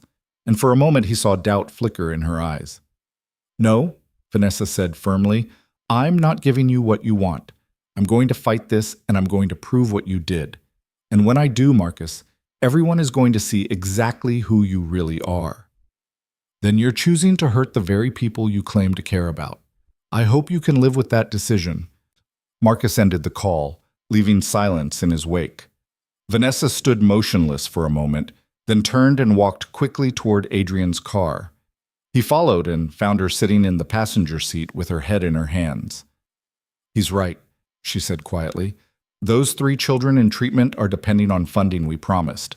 If Marcus cuts off their grants to punish me for fighting back, those families will suffer. Their kids might not get the treatments they need." "Oh, he's manipulating you," Adrian said, sliding into the driver's seat. "He's using your compassion as a weapon. That's what people like Marcus do. They find what you care about most and threaten it to control you." "But what if he does it? What if he actually cuts funding to those families just to prove he can?" Adrian turned to face her. "Then we document it. We show that Marcus Langford, acting as interim director, deliberately denied life-saving treatment to children for political reasons. We add it to the evidence against him. But Vanessa, you cannot let his threats force you into confessing to crimes you didn't commit. Because once you do that, once you accept blame publicly, there's no coming back from it. You'll lose everything, and Marcus will still control the foundation anyway. I feel like I'm caught in a trap where every option hurts someone." "You are. That's how this kind of attack works. They create a scenario where you're damned if you fight and damned if you don't. But here's what Marcus isn't considering. We're not fighting alone, and we're not playing by his rules." Vanessa looked up. "What do you mean?" "Marcus thinks this is a simple equation. He controls the board, he controls the narrative, and he controls the evidence. But he doesn't control everything. He doesn't control the digital forensics that Rachel is building. He doesn't control David Martinez's investigation. And he doesn't control what happens when we find the proof we need and bring it all into the light." Adrian's phone buzzed with a text message. He checked it and felt a surge of cautious optimism. "Rachel found something else," he said, reading quickly. She traced the downloads from Patricia's IP address and found that the same connection was used to access a private email server registered to Marcus's venture capital firm. There's a digital pathway connecting Patricia's computer to Marcus's private communications. Can she access those communications? Not legally, but she can document the connection, which establishes that Marcus and Patricia were coordinating their activities using encrypted channels. That's not something innocent colleagues do. "It's still circumstantial," Vanessa said. "Everything is circumstantial until we find the smoking gun. But every piece of circumstantial evidence creates a larger pattern, and patterns tell stories. Right now we're building a story that says Marcus and Patricia conspired to frame you. We just need one more piece to make that story undeniable." Adrian started the car and pulled out of the parking lot. "We need to visit Kent Consulting Services. If Patricia kept any records of what she was doing, that's where they'll be." "I thought you said breaking in was illegal." "I'm not planning to break in. I'm planning to walk through the front door." 20 minutes later, they were parked across the street from a modest professional building in downtown Charleston. Kent Consulting Services occupied a small office on the 2nd floor, according to the directory in the lobby. "What's your plan?" Vanessa asked. "We're going to see if Patricia is in the office. If she is, we're going to ask her some very direct questions and watch how she responds. People who are lying about sophisticated fraud tend to have rehearsed answers for expected questions. But if you ask unexpected questions, their responses become less controlled. You want to interrogate her? I want to have a conversation that might reveal something useful. There's a difference." They entered the building and climbed the stairs to the 2nd floor. The hallway was quiet, with several small office suites bearing discrete nameplates. Kent Consulting Services was at the end of the hall, and through the frosted glass door, Adrian could see lights were on inside. He knocked firmly, and after a moment the door opened to reveal a woman in her mid-30s with sharp features and an immediately guarded expression. "Can I help you?" Patricia Kent asked, her eyes moving from Adrian to Vanessa. Recognition flashed across her face when she saw Vanessa, followed quickly by wariness. Miss Kent, my name is Adrian Cole. I'm working with Vanessa Hale to investigate the embezzlement allegations that were recently made public. We were hoping you could answer a few questions about the work you did for the Hale Foundation. Patricia's expression hardened. I don't think that's appropriate. Ms. Hale has been suspended from the foundation pending investigation. I have nothing to say to either of you. We're not asking for confidential information, Adrian said calmly. We're just trying to establish a timeline of when you had access to the foundation's systems and what your specific role was in their cybersecurity assessment. My work for the foundation is documented in my reports. If you have questions about those reports, you should direct them to the current foundation leadership. Marcus Langford, Vanessa said, speaking for the first time. The man who recommended you for the job in the first place. The same man who's now accusing me of embezzling money that you had unlimited access to move. Patricia's jaw tightened. I'm not going to engage with baseless accusations. Please leave. We will, Adrian said. But first, can you explain why your business IP address was used to download the complete donor database and financial records from the foundation 3 months ago? That download wasn't mentioned in any of your reports. For just a second, Patricia's composure cracked. Her eyes widened slightly, and her hand gripped the edge of the door harder. It was a micro-expression, gone almost instantly, but Adrian had spent years reading people in high-pressure situations. That was the look of someone who hadn't expected to be caught. I don't know what you're talking about, Patricia said, but her voice had lost some of its earlier confidence. The download happened on March 15th at 2:30 in the morning, Adrian continued, his voice still calm and professional. It lasted 14 minutes and included every financial transaction, donor record, and communication the foundation had generated in 2 years. That's not a routine security assessment. That's data theft. Get out, Patricia said. Get out of my office right now or I'm calling the police. Please do, Vanessa said. I'd love to explain to the police why you downloaded confidential foundation data to your personal business account and then used it to create fraudulent transactions that made it look like I was embezzling. Patricia's face had gone pale. You can't prove any of that. We can prove the download happened, Adrian said. We can prove it came from your IP address. And we can prove that the access credentials you were given were never deactivated, giving you ongoing ability to manipulate the foundation's financial systems. That's 3 provable facts. The question is what other facts we're going to find when investigators start looking more closely at your relationship with Marcus Langford and the encrypted email server you both used to communicate. Patricia stepped back and slammed the door. They heard the lock click into place, followed by the sound of rapid footsteps moving away from the door. Adrian and Vanessa stood in the hallway for a moment, then walked back toward the stairs. She's scared, Vanessa said. She should be. She knows we're getting close to something she can't explain away. Will she run? Maybe. But running would be an admission of guilt. My guess is she's calling Marcus right now to let him know we're digging into the digital evidence, which means he's going to make a move. What kind of move? The kind that's designed to shut us down before we can build a complete case.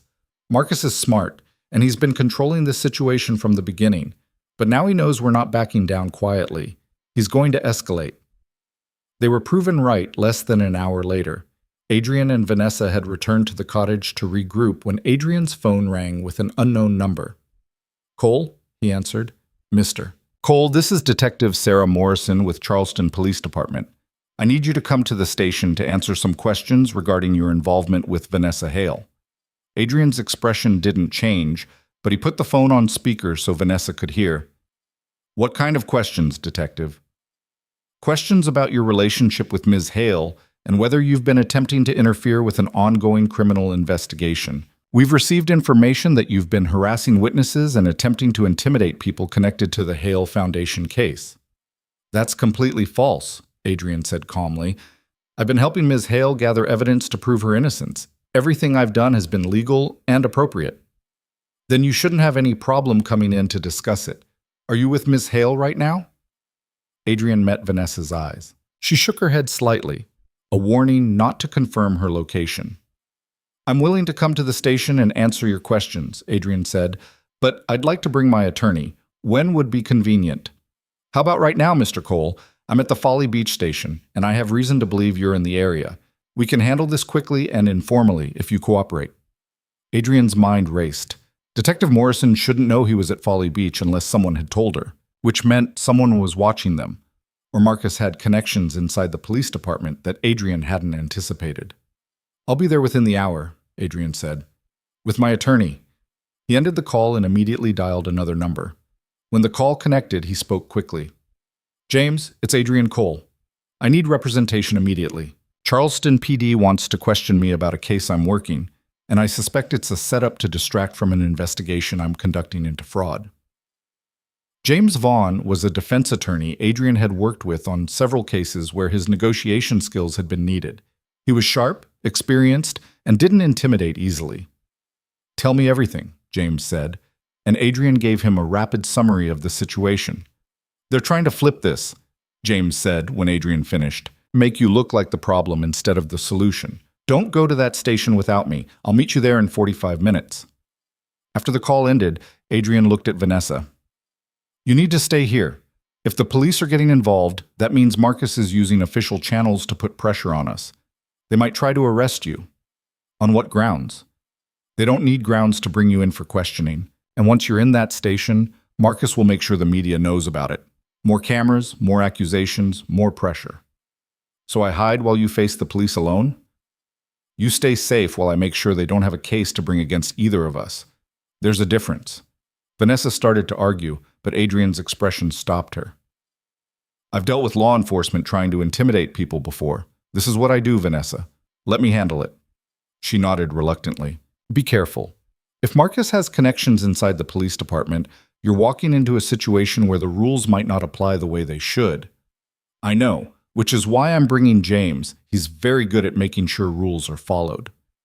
Adrian arrived at the Folly Beach police station exactly 45 minutes later to find James Vaughn already waiting in the parking lot. James was in his early 50s, with silver hair and the kind of commanding presence that made prosecutors nervous. Ready? James asked. As ready as I can be for whatever this is.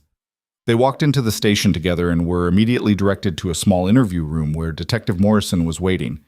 She was a woman in her late 30s with tired eyes and an expression that suggested she'd rather be anywhere else.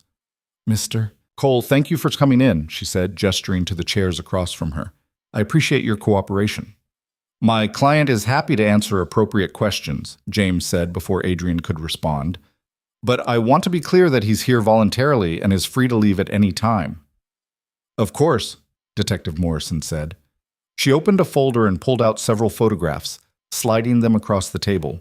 Adrian saw images of himself and Vanessa outside the street, Claire Hotel, walking through the alley and entering the cottage at Folly Beach. Can you explain your relationship with Vanessa Hale? Morrison asked. I met Ms. Hale 2 nights ago when I witnessed her being harassed by reporters outside a charity event. I offered assistance and have since been helping her investigate the embezzlement allegations that were made against her. Well, why would you help a stranger accused of embezzling $2 million? Because the evidence suggesting she's innocent is more compelling than the evidence suggesting she's guilty, and because I believe she's being framed by people who want to take control of the foundation she built. Morrison leaned back in her chair. That's quite an accusation. Do you have proof? We're gathering it. Digital forensics showing unauthorized access to the foundation's systems. Financial records showing suspicious patterns in the timing of transactions. Witness statements from people who can testify to Marcus Langford's motives for wanting control of the foundation. Marcus Langford, Morrison repeated. The man who's now leading the foundation and who filed a complaint this afternoon accusing you of harassment and witness intimidation. Adrian kept his expression neutral. Mr. Langford filed a complaint because we're getting close to proving he committed fraud. He's using the police as a tool to stop our investigation. That's a serious allegation against a respected businessman. It's a statement of fact, and if you examine the evidence objectively, you'll see that Ms. Hale is the victim here, not the perpetrator. Morrison pulled out another photograph, this one showing Adrian and Vanessa standing outside Patricia Kent's office building. You visited Patricia Kent this morning and allegedly threatened her unless she provided information about the foundation. Ms. Kent says she was frightened by your aggressive behavior and felt unsafe. That's not what happened, Adrian said. We asked Ms. Kent direct questions about her access to the foundation systems and about downloads she made from her business IP address. She refused to answer and asked us to leave. which we did immediately. There was no threat, no aggression, no intimidation. Ms. Kent's statement says otherwise. James leaned forward. Detective, unless you're planning to charge my client with a crime, I think we're done here. You've asked your questions, he's answered them truthfully, and you have no evidence of any wrongdoing. What you do have is a complaint from people who are clearly trying to use law enforcement to interfere with a legitimate investigation into fraud. Morrison studied them both for a long moment. Mr. Cole, I'm going to give you some advice. Whatever you think you're doing, whatever investigation you think you're conducting, you're not a police officer. You're a civilian who's gotten himself involved in a messy situation that could end very badly.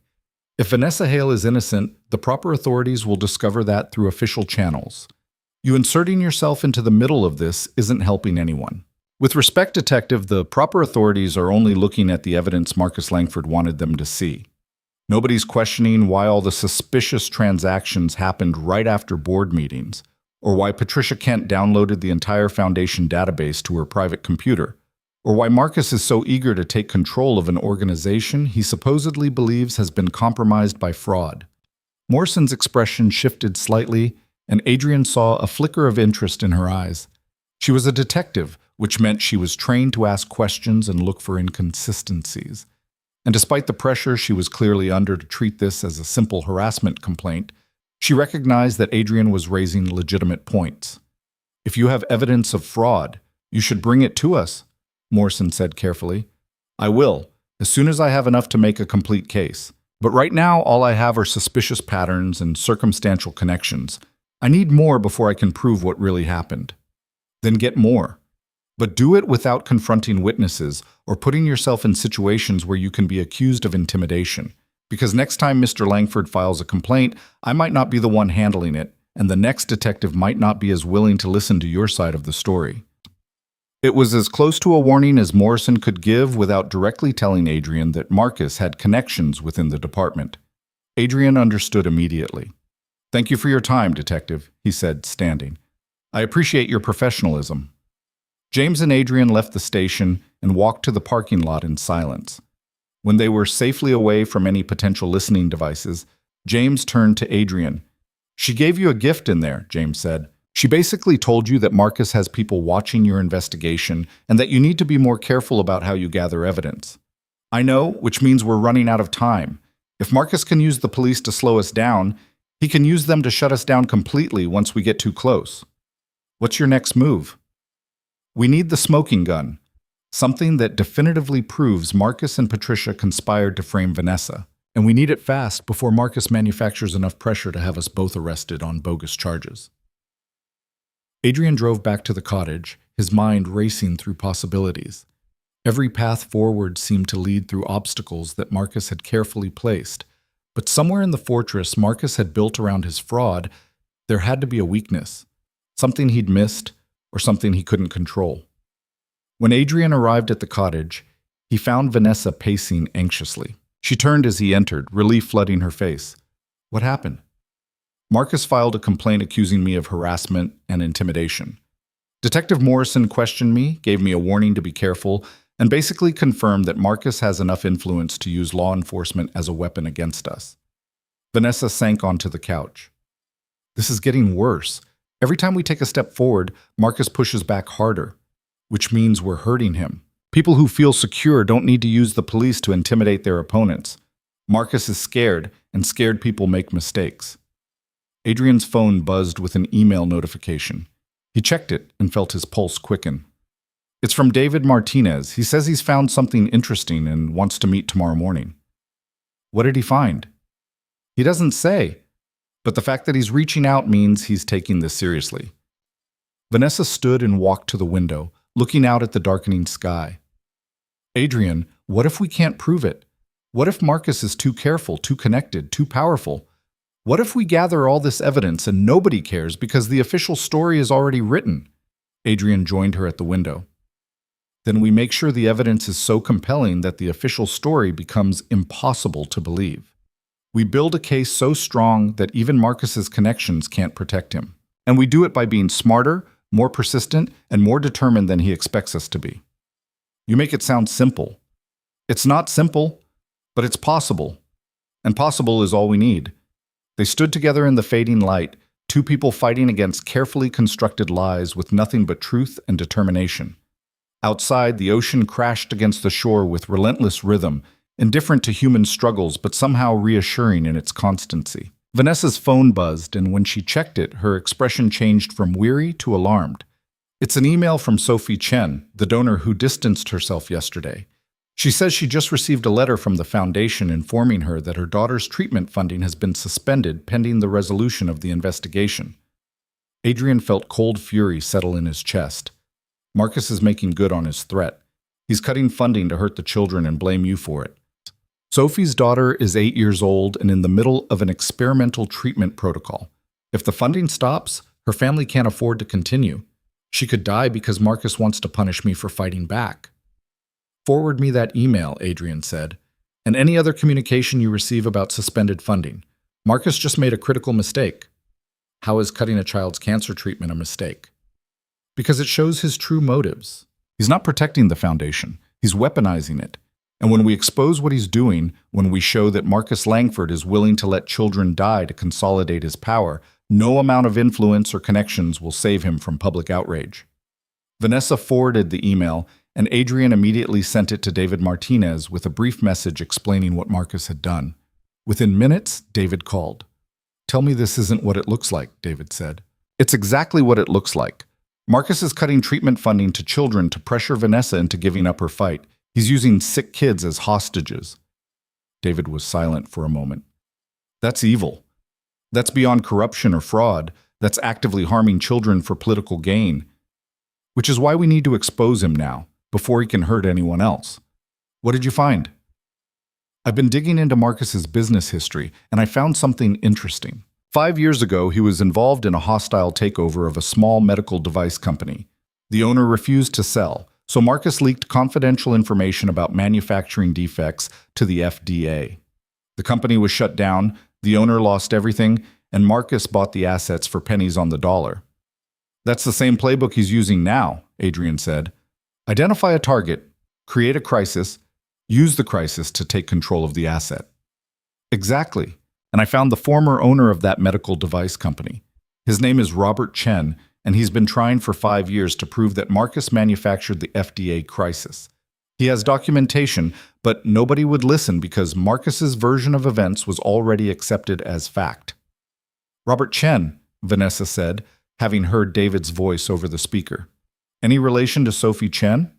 "I'll find out," David said. "If there's a family connection, that could explain why Marcus targeted Sophie's daughter's funding specifically. He might be sending a message to anyone who's crossed him before." After the call ended, Adrian and Vanessa looked at each other with new understanding. "This is bigger than just the foundation," Vanessa said. "Marcus has been doing this for years, destroying people who get in his way." "Which means we're not just fighting for you anymore," Adrian said. "We're fighting for everyone Marcus has hurt, and everyone he'll hurt in the future if we don't stop him." Vanessa's expression hardened with renewed purpose. "Then let's stop him, whatever it takes." The next morning arrived with the kind of clarity that comes after storms, the air crisp and the ocean calm. Adrian had barely slept, his mind turning over strategies and possibilities, while Vanessa dozed fitfully on the couch. He'd given her the bedroom, but she'd refused, saying she couldn't relax enough to actually lie down. By dawn, they were both awake, running on coffee and determination. David Martinez called at 7:30, his voice tight with urgency. "I need you both to meet me at my office in an hour. I found Robert Chen, and what he told me changes everything." They arrived at the Charleston Post building to find David waiting in a small conference room with an older man who looked like he'd been carrying a heavy weight for years. Robert Chen was in his late 50s, with gray hair and eyes that held both bitterness and hope.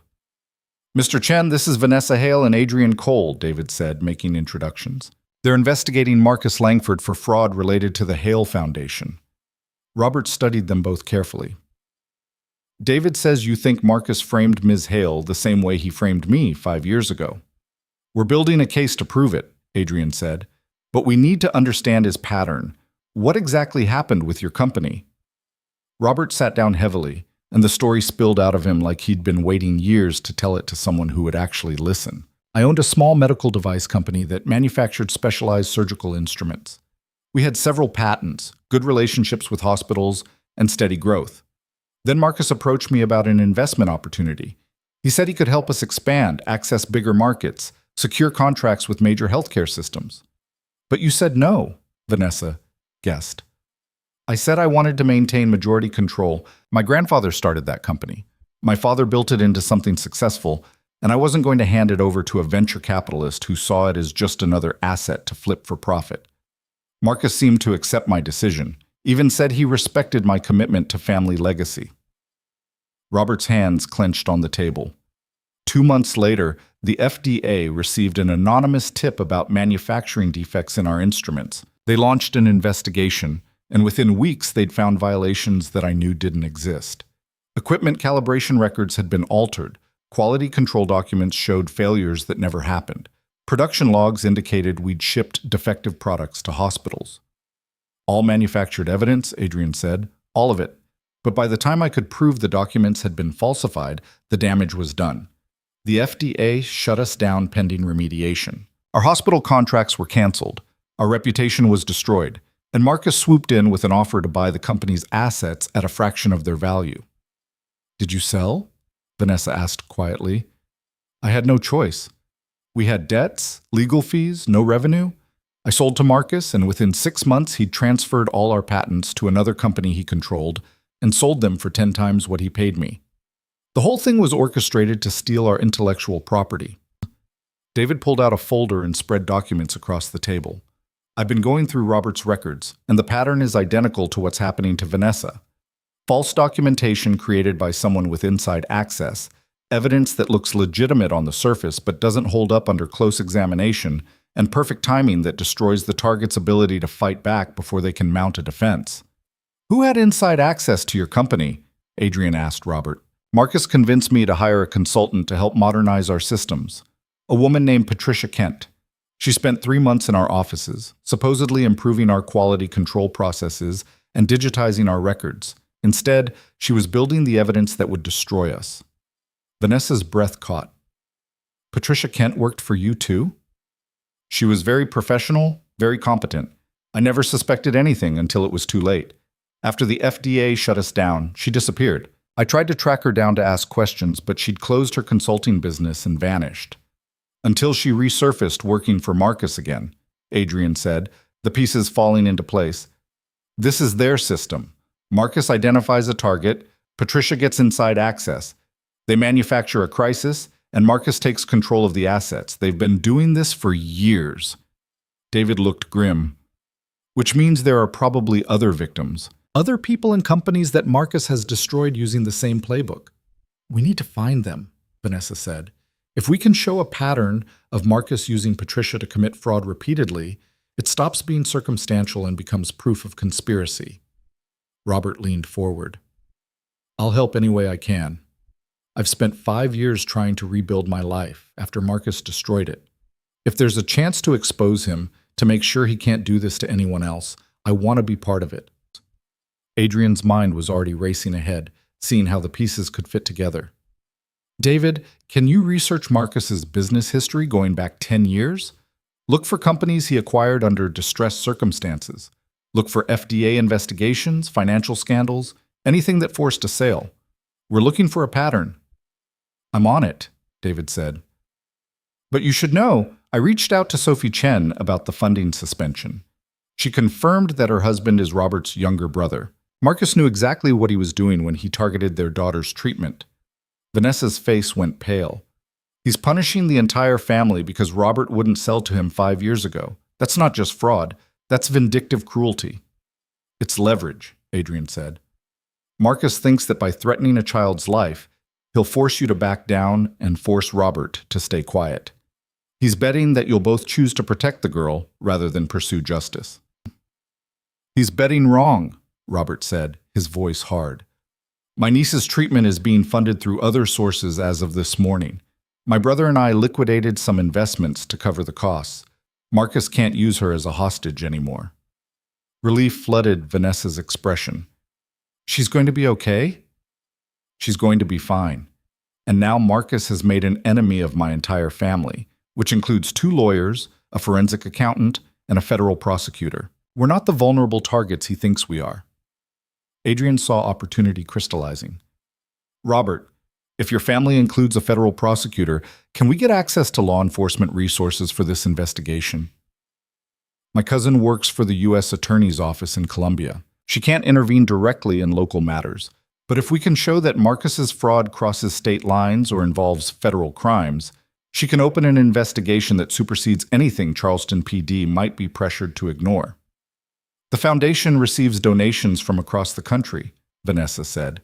If Marcus used fraudulent documentation to manipulate an interstate charitable organization, that's wire fraud. That's federal jurisdiction. David was already typing on his laptop. I'm pulling up incorporation documents and donor records. If we can show that Marcus's scheme involved donors from multiple states, we've got the federal hook we need. They spent the next 3 hours building the framework of a case that would be impossible to ignore. Robert provided detailed documentation of Marcus's previous fraud against his company. David contributed research showing at least 3 other businesses that had been acquired by Marcus under suspicious circumstances in the past decade. Vanessa supplied financial records showing donations from 17 different states being manipulated through the fraudulent transfers Patricia had executed. By noon, they had assembled a preliminary case that showed Marcus Langford had been running a sophisticated fraud operation for years, using Patricia Kent as his inside agent to manufacture crises that allowed him to acquire valuable assets at artificially depressed prices. "This is good," David said, reviewing the compiled evidence. "This is really good. But we're still missing the smoking gun, something that directly proves Marcus and Patricia were working together to commit fraud, not just coincidentally involved in similar situations." Adrian's phone rang, and he saw Rachel Chen's number. "Please tell me you found something," he said, answering. "I found something," Rachel confirmed, and there was satisfaction in her voice. "I've been analyzing the metadata from the fraudulent foundation transactions, and I found a digital signature that keeps appearing. It's buried in the file properties, invisible unless you know exactly where to look. Someone added a tracking code to every document Patricia modified." A tracking code? Why would Patricia tag her own fraud? She wouldn't, but someone who wanted insurance might. I think Patricia was creating an evidence trail in case Marcus ever tried to betray her. She embedded coded identifiers in every fraudulent document that can be traced back to Marcus's private email server. If anyone ever looked closely, they'd see that every piece of false evidence originated from or was approved by someone using Marcus's credentials. Adrian felt electricity run through him. "Can you prove those credentials belong to Marcus?"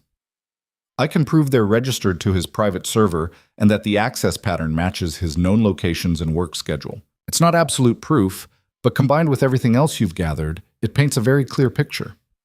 "Send me everything you have. We're building a federal case, and your digital forensics are going to be the foundation of it." After the call ended, Adrian looked around the table at the faces watching him. Vanessa, David, and Robert, all waiting to hear if they finally had what they needed. "Patricia was smarter than Marcus realized," Adrian said. "She created a backup plan in case he ever turned on her, and that backup plan is going to destroy them both." David pulled out his phone. "I'm calling my editor. This story is ready to publish, and once it goes live, Marcus won't be able to bury it with complaints or police pressure." "Wait," Vanessa said. "If you publish now, Marcus will know we have evidence. He'll destroy whatever he can and disappear behind lawyers before we can build the complete case." "She's right," Adrian said. "We need to coordinate this carefully. David publishes the story, Robert's cousin opens the federal investigation, and we present all the evidence simultaneously. That way Marcus can't run or hide because the official channels are already moving." Robert nodded. "I'll call my cousin now. If I explain what we found, she can have FBI agents ready to execute search warrants the moment the story breaks." "How long will that take?" Vanessa asked. "If we move fast, we can have everything in place by this evening. The story publishes at 8 p.m., the warrants are executed at 8:30, and by 9 o'clock, Marcus and Patricia are in federal custody." Adrian looked at Vanessa. "Are you ready for this? Once we pull this trigger, there's no going back. Everything becomes public, and you're going to be in the spotlight again." Vanessa met his eyes steadily. "I've been in the spotlight accused of crimes I didn't commit. I'm ready to be in the spotlight while the real criminals are exposed." They spent the afternoon coordinating with Robert's cousin, a sharp federal prosecutor named Jennifer Chen, who listened to their evidence presentation and immediately grasped the scope of what Marcus had been doing. This is a RICO case, Jennifer said over the speakerphone. Organized fraud across multiple victims, a pattern of criminal activity, conspiracy to commit wire fraud. If everything you're telling me checks out, Marcus Langford is looking at 20 years in federal prison. What do you need from us? Adrian asked. I need the digital forensics from Rachel Chen submitted in an affidavit. I need Robert's documentation of the previous fraud. I need Vanessa's financial records showing the foundation manipulation. And I need all of it delivered to my office by 6 p.m. so I can brief the FBI and get warrants approved. You'll have it, Adrian promised. They worked frantically to compile everything into a format that met federal evidence standards. Rachel drove down from Columbia with her forensic analysis printed and notarized. Robert's lawyers provided certified copies of all his company's records from the previous fraud. Vanessa organized the foundation documents into chronological order with clear annotations showing the pattern of suspicious transactions. By 5:30, they had a complete evidence package that filled 2 banker's boxes and included a thumb drive with gigabytes of digital documentation. I'll drive it to Columbia myself, Robert said. Jennifer is expecting me, and I want to make sure this gets into her hands personally. Thank you, Vanessa said, and her voice was thick with emotion. Thank you for believing me, for helping me, for fighting back even though Marcus hurt you years ago. Robert smiled, and it was the first genuine smile Adrian had seen from him. Marcus made a mistake when he went after family. The Chens don't forget, and we don't give up. He's about to learn that the hard way. After Robert left with the evidence, Adrian, Vanessa, and David sat in the conference room watching the clock tick toward 8 p.m. How do you feel? Adrian asked Vanessa. Terrified, she admitted. What if something goes wrong? What if Marcus has connections we don't know about? What if the evidence isn't as strong as we think? The evidence is solid, David said. I've been a journalist for 22 years, and I've never seen a more clear-cut case of organized fraud. Marcus is done. At 7:55, David pulled up his article on his laptop. Final check. Last chance to change anything before this goes live.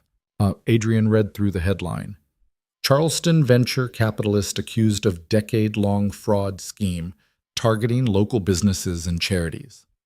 The article laid out everything. Marcus's pattern of identifying targets, Patricia's role as inside agent, the manufactured crises, the asset acquisitions. It included interviews with Robert Chen, quotes from Vanessa about the foundation fraud, and expert analysis from Rachel about the digital evidence. It was comprehensive, damning, and completely backed by documentation. Publish it, Vanessa said. David hit the button, and the article went live on the Charleston Post website. For a moment, nothing happened. Then David's phone started buzzing with notifications. The article was being shared on social media. Other news outlets were picking it up. Within minutes, the story was spreading across Charleston and beyond. It's working, David said, watching the traffic numbers climb. We're getting thousands of views already. Vanessa's phone rang, and when she saw the number, her expression became steely.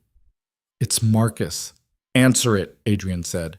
Let's hear what he has to say now. Vanessa put the phone on speaker. What have you done? Marcus's voice was tight with barely controlled rage. That article is libelous. Every word of it is a lie, and I'm going to sue you, the newspaper, and everyone involved. The article is truth, Vanessa said calmly.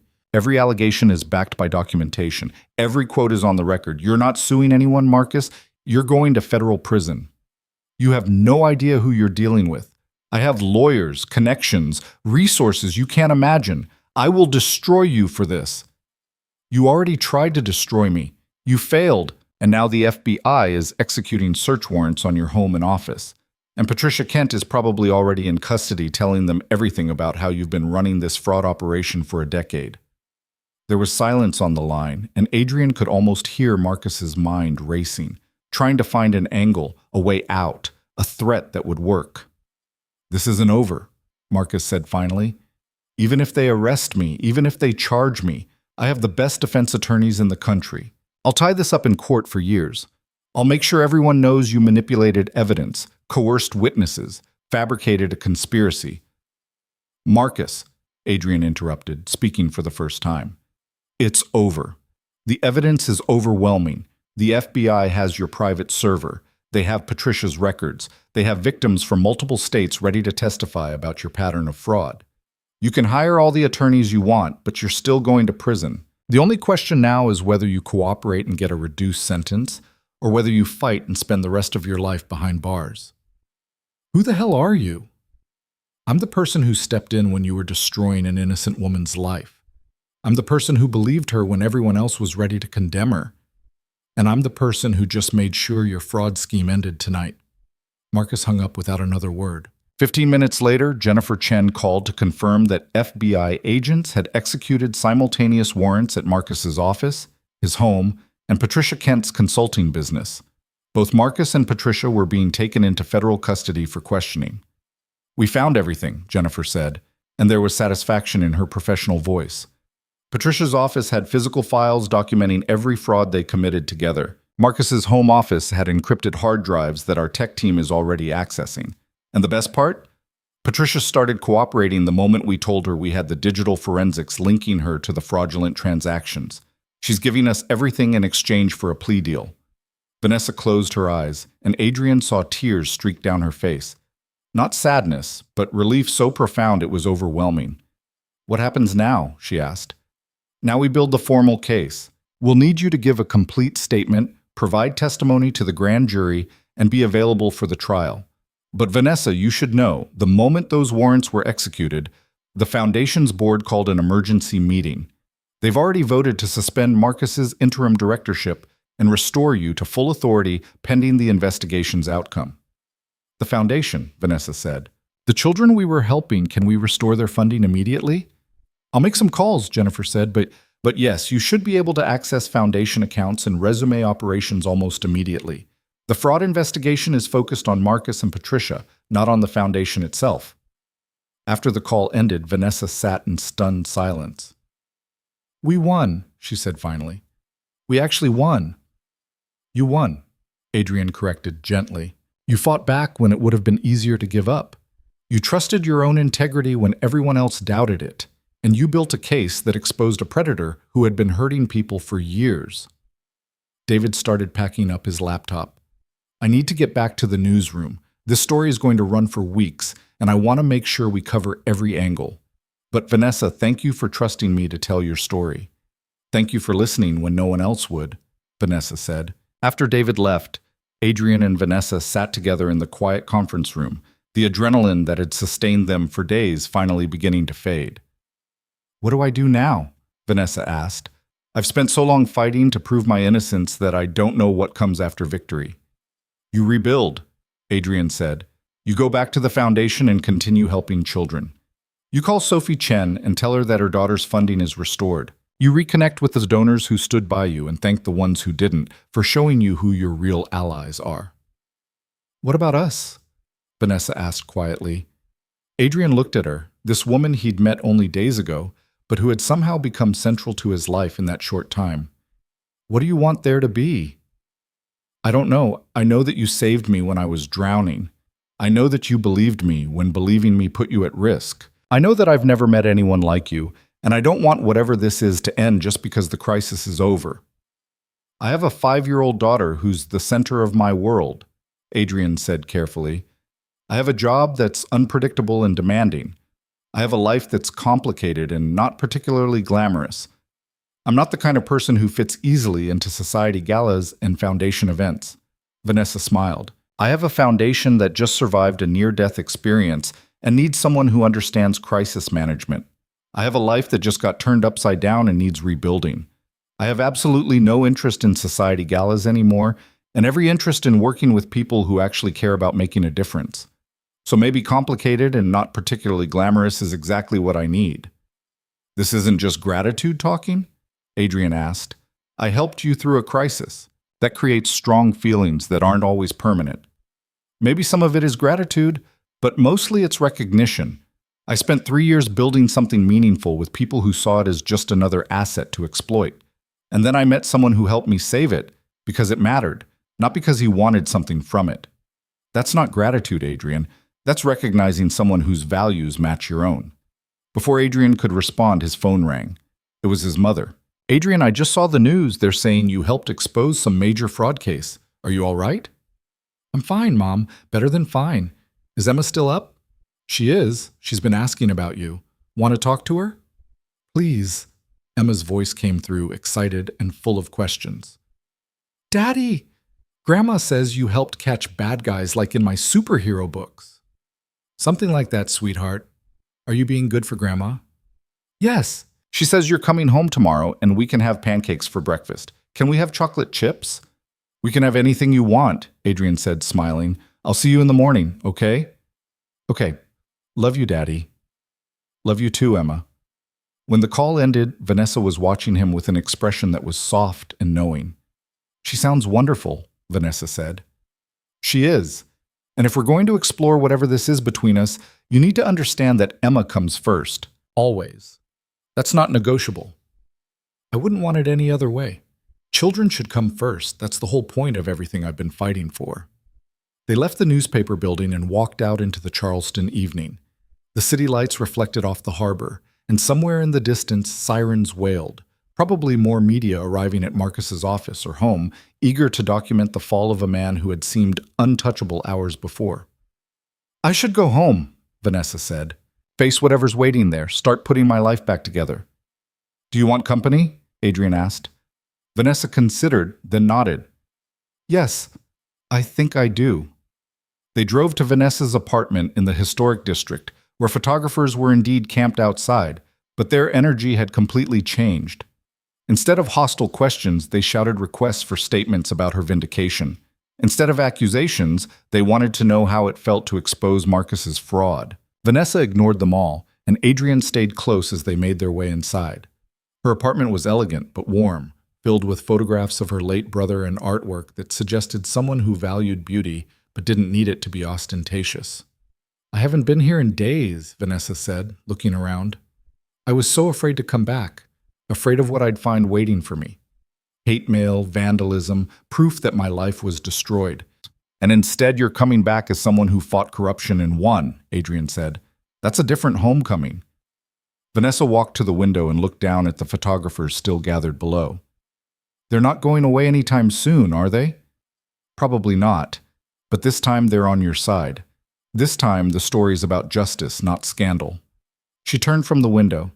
I need to say something, and I need you to really hear it.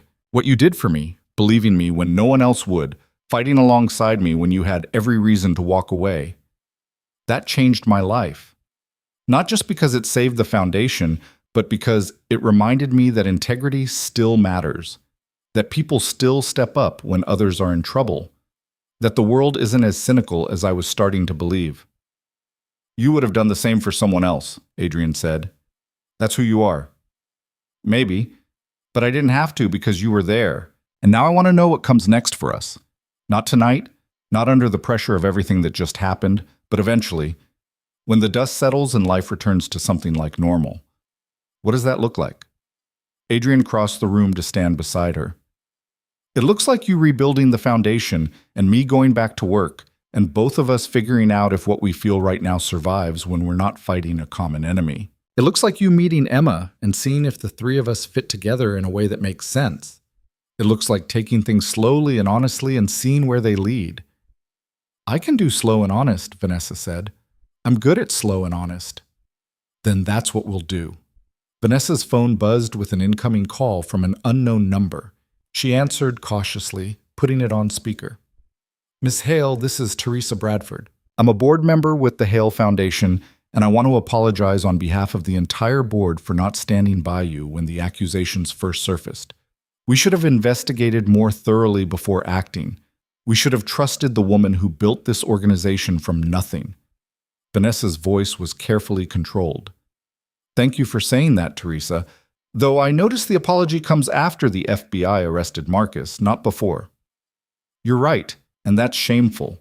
We let ourselves be manipulated by someone who presented a compelling false narrative. But if you're willing, the board would like to meet with you tomorrow to formally restore you as director and discuss how we can repair the damage Marcus caused. I'll be there, Vanessa said. 9 a.m. 9 a.m. And Vanessa, truly, I'm sorry.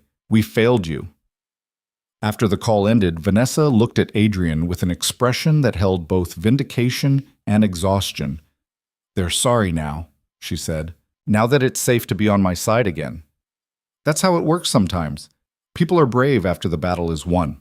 But the ones who matter are the ones who stood with you when it wasn't safe. Robert Chen, David Martinez, Rachel, Jennifer, those are your real allies. And you, Vanessa said. You most of all. Adrian smiled. And me. Though technically, I was just doing what Emma would have wanted me to do. She has very strong feelings about helping people who are in trouble. I look forward to meeting her and thanking her for raising such a good father. She'd probably tell you that she's the one who does the raising, and I'm just along for the ride. They spent another hour talking about plans for the Foundation's recovery, about the children whose treatment funding would be restored, about the press interviews Vanessa would need to give to tell her side of the story completely. And gradually the conversation shifted from crisis management to simpler things. Favorite books, childhood memories, the small details that people share when they're moving from allies to friends to something more. Around midnight, Adrian's phone buzzed with a text from Jennifer Chen. Both suspects in custody and talking. Marcus trying to blame everything on Patricia. Patricia providing detailed testimony about decade of fraud. This case is airtight. Sleep well knowing justice is happening. Adrian showed the message to Vanessa, and he watched the last of the fear and uncertainty leave her eyes. It's really over, she said. The crisis is over. But you still have a foundation to run, children to help, and a reputation to rebuild. That work starts tomorrow. Will you help me? Vanessa asked. Not with the foundation work necessarily, but with navigating whatever comes next. I know you have your own life and your own work, but I've gotten used to having you as a sounding board and a voice of reason. I'll help however I can, Adrian promised. Though you might discover you don't need as much help as you think, you're stronger than you give yourself credit for. Maybe, but I'd still like you around to remind me of that when I forget. Adrian left around 1 a.m, promising to call the next day after Vanessa's board meeting. As he drove back toward Folly Beach to collect his things from the cottage, he felt the strange disorientation that came after intense crisis work ended. For days, every moment had been focused on gathering evidence and building a case. Now that mission was accomplished, and he had to remember what normal life looked like. His phone rang as he pulled into the cottage driveway, and he saw Rachel's number. "You're up late," he said, answering. "I'm celebrating. We just took down a criminal enterprise that's been operating for a decade. That deserves staying up late. How's Vanessa?" Relieved, exhausted, starting to process what happens now that she's been vindicated. "And you? How are you?" Adrian considered the question. Satisfied, and maybe a little uncertain about what comes next. Because you're interested in her as more than just a client you helped. Is it that obvious? To someone who's known you for 8 years? Yes. Adrian, you haven't been interested in anyone since Sarah died. If Vanessa Hale is changing that, it's a good thing. It's complicated. Everything worth having is complicated. Don't talk yourself out of happiness just because it doesn't fit the life plan you had before. After the call ended, Adrian sat in the car for a moment, looking at the dark cottage where he and Vanessa had spent days building their case against Marcus. The storm that had driven them together had passed, and now they had to figure out what they meant to each other without the pressure of fighting a common enemy.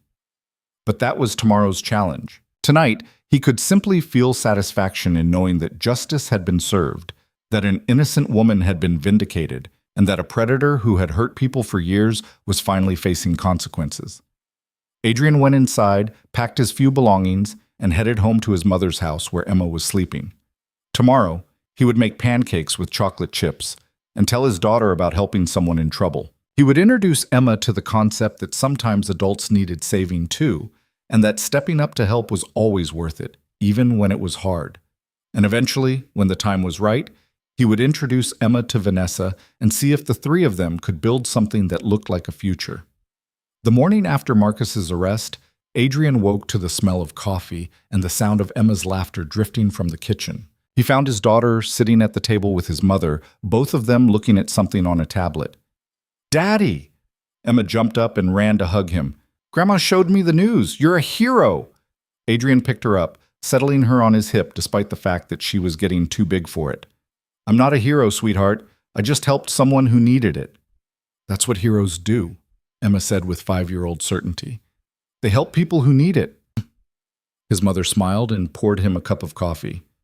The story is everywhere, Adrian. Every news outlet in the state is covering Marcus Langford's arrest. And they're all mentioning that you helped build the case that exposed him. I had a lot of help, Adrian said, setting Emma down and accepting the coffee gratefully. It wasn't just me. But you started it, his mother said. You saw someone in trouble and decided to act. That matters. Adrian's phone buzzed with a text from Vanessa. Board meeting in an hour. Nervous. Wish me luck. He typed back. You don't need luck. You need to walk in there and remind them who built that foundation and why it matters. They'll fall in line. Emma peered at his phone. Is that the lady you helped? It is. Her name is Vanessa. Is she nice? Adrian thought about Vanessa's determination, her refusal to give up even when everything seemed hopeless, her genuine care for the children the foundation served. She's very nice and very brave. Can I meet her? Adrian exchanged a glance with his mother, who raised an eyebrow but said nothing. Maybe sometime soon, Adrian said carefully. If she has time, and if you want to. I want to, Emma declared. I want to meet the lady who you helped be brave. 2 hours later, Vanessa called Adrian as she was leaving the board meeting, and he could hear the exhaustion and vindication in her voice. They reinstated me, she said. Full authority, full access, formal apology on the record. Teresa Bradford actually cried when she apologized. Said she should have known better than to trust Marcus over someone who had proven herself for 3 years. How did you respond? I told them that trust is earned through actions, not words, and that I expected them to prove they meant their apology by supporting the Foundation's mission without interference going forward. Then I presented a plan to restore funding to all suspended grants and expand our capacity to help more children. Adrian smiled. How did they take that? They approved everything unanimously. Marcus stacked the board with people who were willing to follow whoever seemed most powerful. Now that I'm the one with credibility and public support, they're falling over themselves to demonstrate loyalty.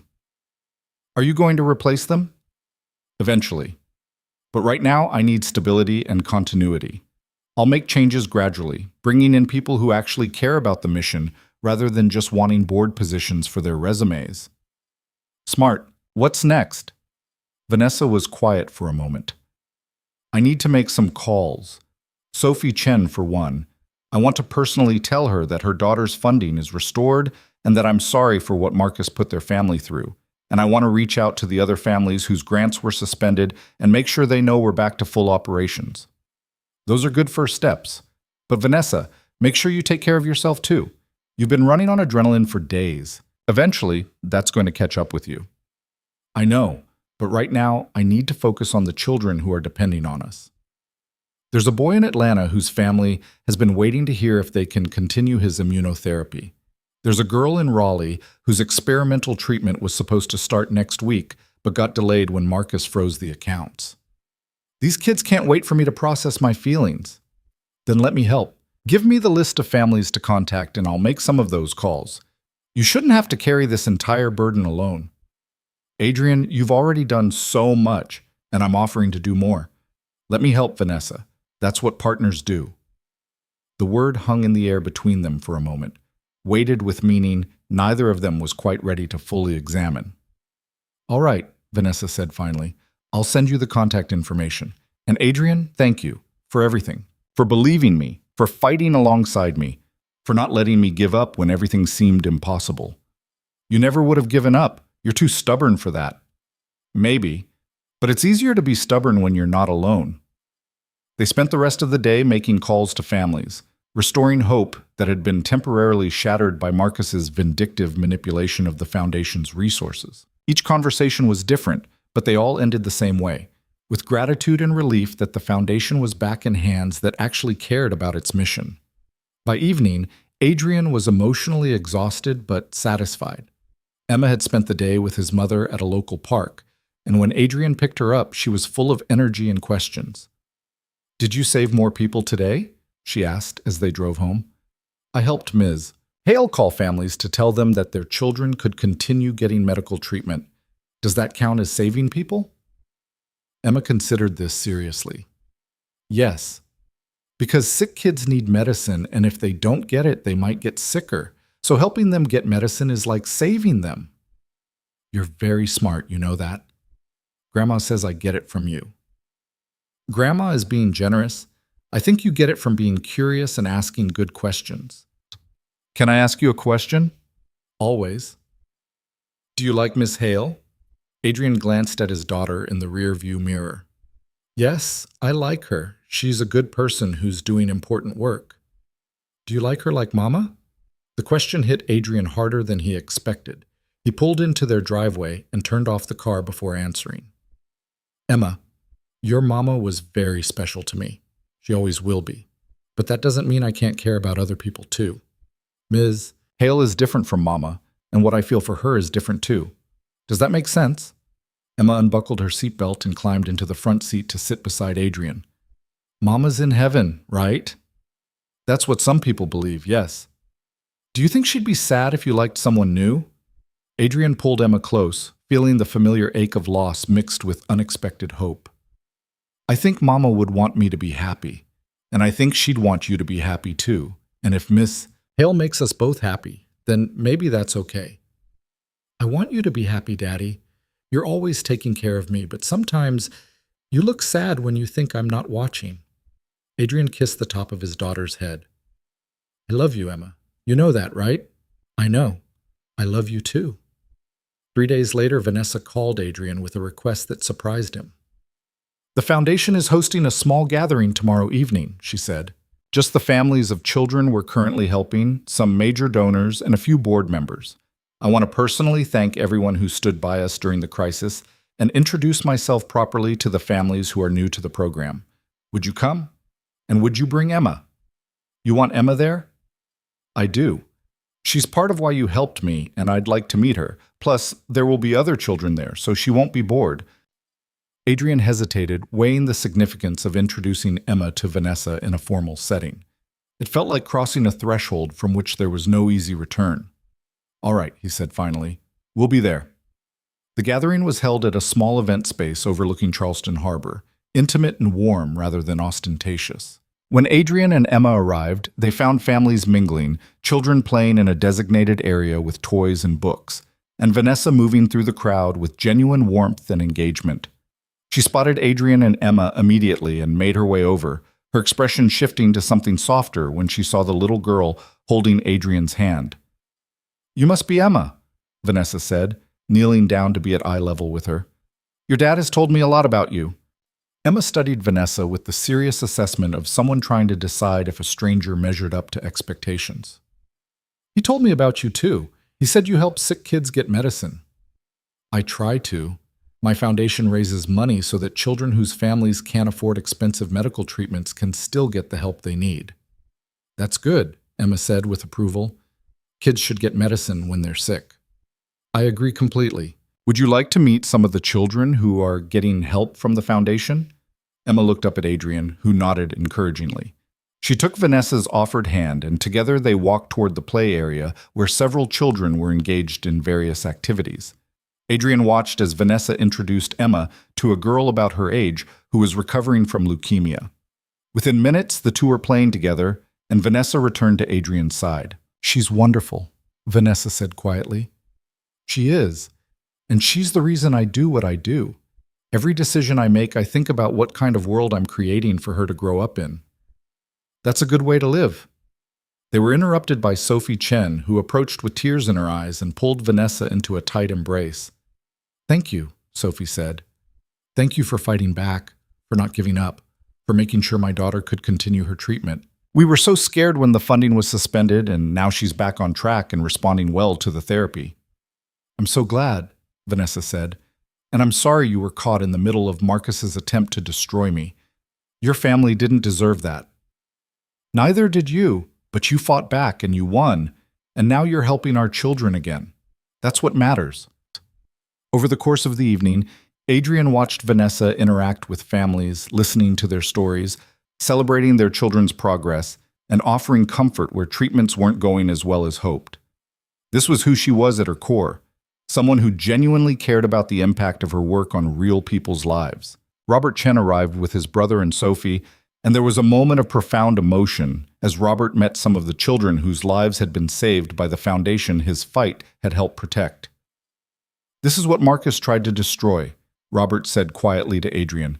Not just an organization, but hope for families who had run out of options. He was willing to let children die to maintain his fraud. But he didn't win, Adrian said. You stopped him 5 years ago by surviving what he did to you. Vanessa stopped him now by refusing to accept false blame. And together, all of us made sure he'll never hurt anyone again. As the evening wound down and families began to leave, Emma found Adrian and tugged on his sleeve. "Daddy, I like Ms. Hale," she announced. "She's nice and she cares about kids, and she made my new friend's mommy stop crying." "I'm glad you like her, sweetheart. Can she come have dinner with us sometime? Grandma says you never have people over for dinner except family." Adrian looked across the room to where Vanessa was saying goodbye to the last few families. She caught his eye and smiled, and Adrian felt something settle into place in his chest. Recognition, acceptance, possibility. "Maybe we can arrange that," Adrian said. After the event ended, Adrian helped Vanessa clean up while Emma played quietly with her new friend under the watchful eyes of the girl's parents. "This was good," Vanessa said, collecting empty cups and plates. "I needed to see the faces of the families we help, to remember why all of this matters." "You never forgot why it matters. Even when Marcus was trying to destroy you, you kept fighting for those families. Because of you. Because you gave me hope when I was drowning. And now?" Vanessa set down the plates and turned to face Adrian fully.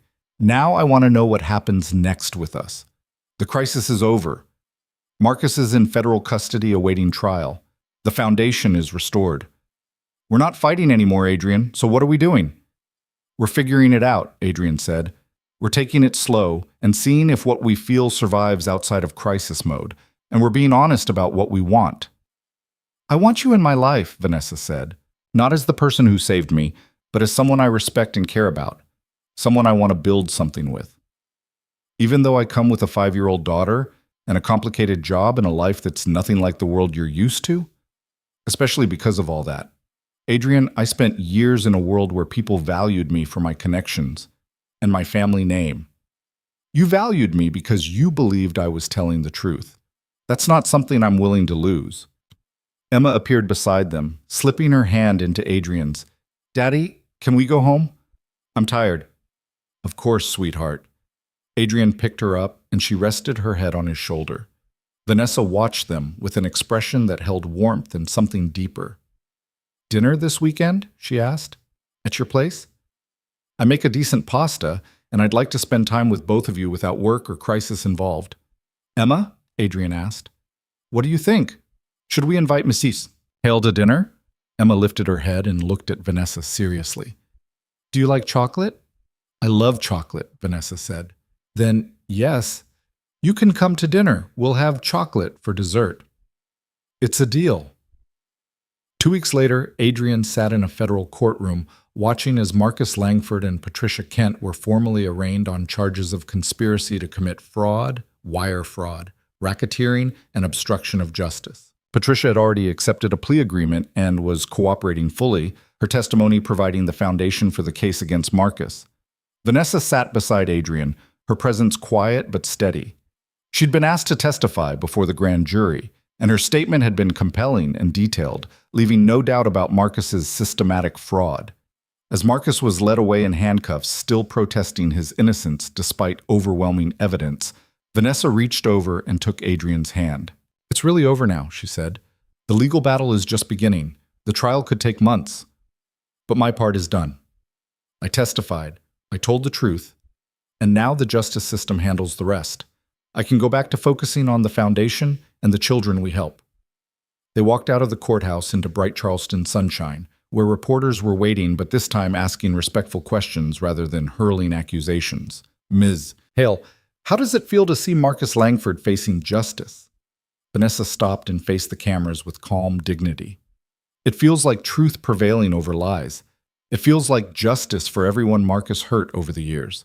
And it feels like vindication for the foundation and the mission we serve. But mostly, it feels like we can move forward now, and that's what matters." "Do you have any message for people who doubted you?" "I understand why people doubted. Marcus presented compelling evidence, and in the absence of a complete investigation, it was easy to accept his narrative. My message isn't about doubt or vindication. It's about the importance of fighting for truth even when it's difficult, and about the value of people who stand beside you when everyone else walks away. She glanced at Adrian. I'm alive today, and the foundation still exists because people like Adrian Cole believed in truth more than convenience. That's what I want people to remember from this story. Over the following months, life settled into a new rhythm. The foundation expanded its capacity, helping more children than ever before. Vanessa restructured the board, bringing in people who shared her genuine commitment to the mission. Sophie Chen's daughter went into complete remission. The boy in Atlanta responded so well to his treatment that he was able to return to school. Adrian continued his crisis negotiation work, but he also found himself consulting with the foundation on risk management and organizational security. He taught Vanessa's staff how to recognize warning signs of internal fraud and implemented protocols to prevent anyone from having the kind of unrestricted access Patricia had exploited. And slowly, carefully, he and Vanessa built something that looked like a relationship. It started with weekly dinners, sometimes at Adrian's house with Emma enthusiastically helping cook, sometimes at Vanessa's apartment where she taught Emma to make her grandmother's recipe for chocolate chip cookies. It progressed to weekend outings to parks and museums, with Emma serving as both chaperone and matchmaker, clearly delighted by the growing connection between her father and Vanessa. 6 months after Marcus's arrest, on a quiet Sunday afternoon at Folly Beach, Adrian and Vanessa sat on the sand watching Emma play in the waves under the watchful eye of Adrian's mother. I never thought I'd find this again, Adrian said quietly.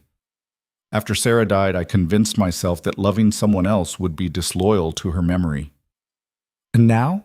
Vanessa asked. Now I think Sarah would be happy that I found someone who makes me want to build a future again. Someone who Emma adores and who treats her with genuine care. Someone who understands that the most important things in life aren't wealth or status, but integrity and purpose. Vanessa leaned against his shoulder. I never knew what I was looking for until that night outside the hotel when you stepped between me and those reporters. I thought I needed someone from my world, someone who understood society expectations and foundation politics. But what I actually needed was someone who would fight for truth even when it was hard. Someone who would believe in me when everyone else had decided I was guilty. You would have fought your way through even without me. Maybe, but it would have been lonelier and harder. And I might not have remembered why the fight mattered. You kept me focused on the children, on the mission, on the reasons I built the foundation in the first place. Emma ran up from the water, soaking wet and grinning. Daddy, Miss Vanessa, come play with me. Adrian and Vanessa looked at each other, and without words, they both stood and followed Emma into the waves. The water was cold and the sun was bright, and for the first time in longer than Adrian could remember, the future felt like something to look forward to rather than something to fear. That evening, after Emma had fallen asleep in the car on the way home and Adrian had carried her to bed, he found Vanessa waiting on his front porch. Stay, he said simply. I was hoping you'd ask. They sat together on the porch swing, listening to the neighborhood settle into nighttime quiet, and Adrian felt peace in a way he hadn't since Sarah's death. I love you, he said, the words surprising him even as he said them. I didn't plan to say that tonight, but it's true, and I wanted you to know. Vanessa turned to face him, her eyes bright in the dim porch light. I love you too, and I love Emma, and I love the life we're building together, piece by piece. It won't always be easy. My work is unpredictable. Emma will always come first, and you have a foundation to run that requires enormous energy and commitment. I know, but easy isn't the same as worthwhile. And this, what we have, is worthwhile. Adrian pulled her close, and they sat together in comfortable silence. Two people who had found each other in the midst of crisis and discovered that what they'd built in darkness could flourish in light. Inside the house, Emma slept peacefully, dreaming of beach days and chocolate chip cookies and the growing family that surrounded her with love and stability. And somewhere in a federal detention center, Marcus Langford faced the consequences of years of fraud and manipulation, his carefully constructed empire dismantled by the very people he'd tried to destroy. Justice had been served, truth had prevailed, and in the quiet aftermath of the storm, Adrian and Vanessa had found something neither had been looking for but both desperately needed. A partnership built on integrity, trust, and the shared belief that doing the right thing, even when it was hard, was always worth it. The foundation continued its work, helping children whose families faced impossible medical costs. The families whose lives had been touched by Vanessa's determination and compassion thrived, and in the spaces between crisis and calm, a new story began. Not of destruction and vindication, but of healing and hope and the quiet courage it takes to love again after loss. That was the real victory, Adrian thought as he sat on the porch with Vanessa in his arms. Not defeating Marcus or exposing the fraud, though both mattered.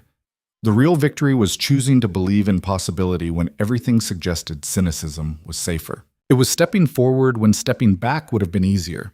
It was trusting that sometimes strangers who help each other through darkness can build something beautiful in the light that follows. And as the Charleston night deepened around them, Adrian Cole and Vanessa Hale held each other close, grateful for the chance encounter that had changed both their lives and knowing that whatever came next, they would face it together.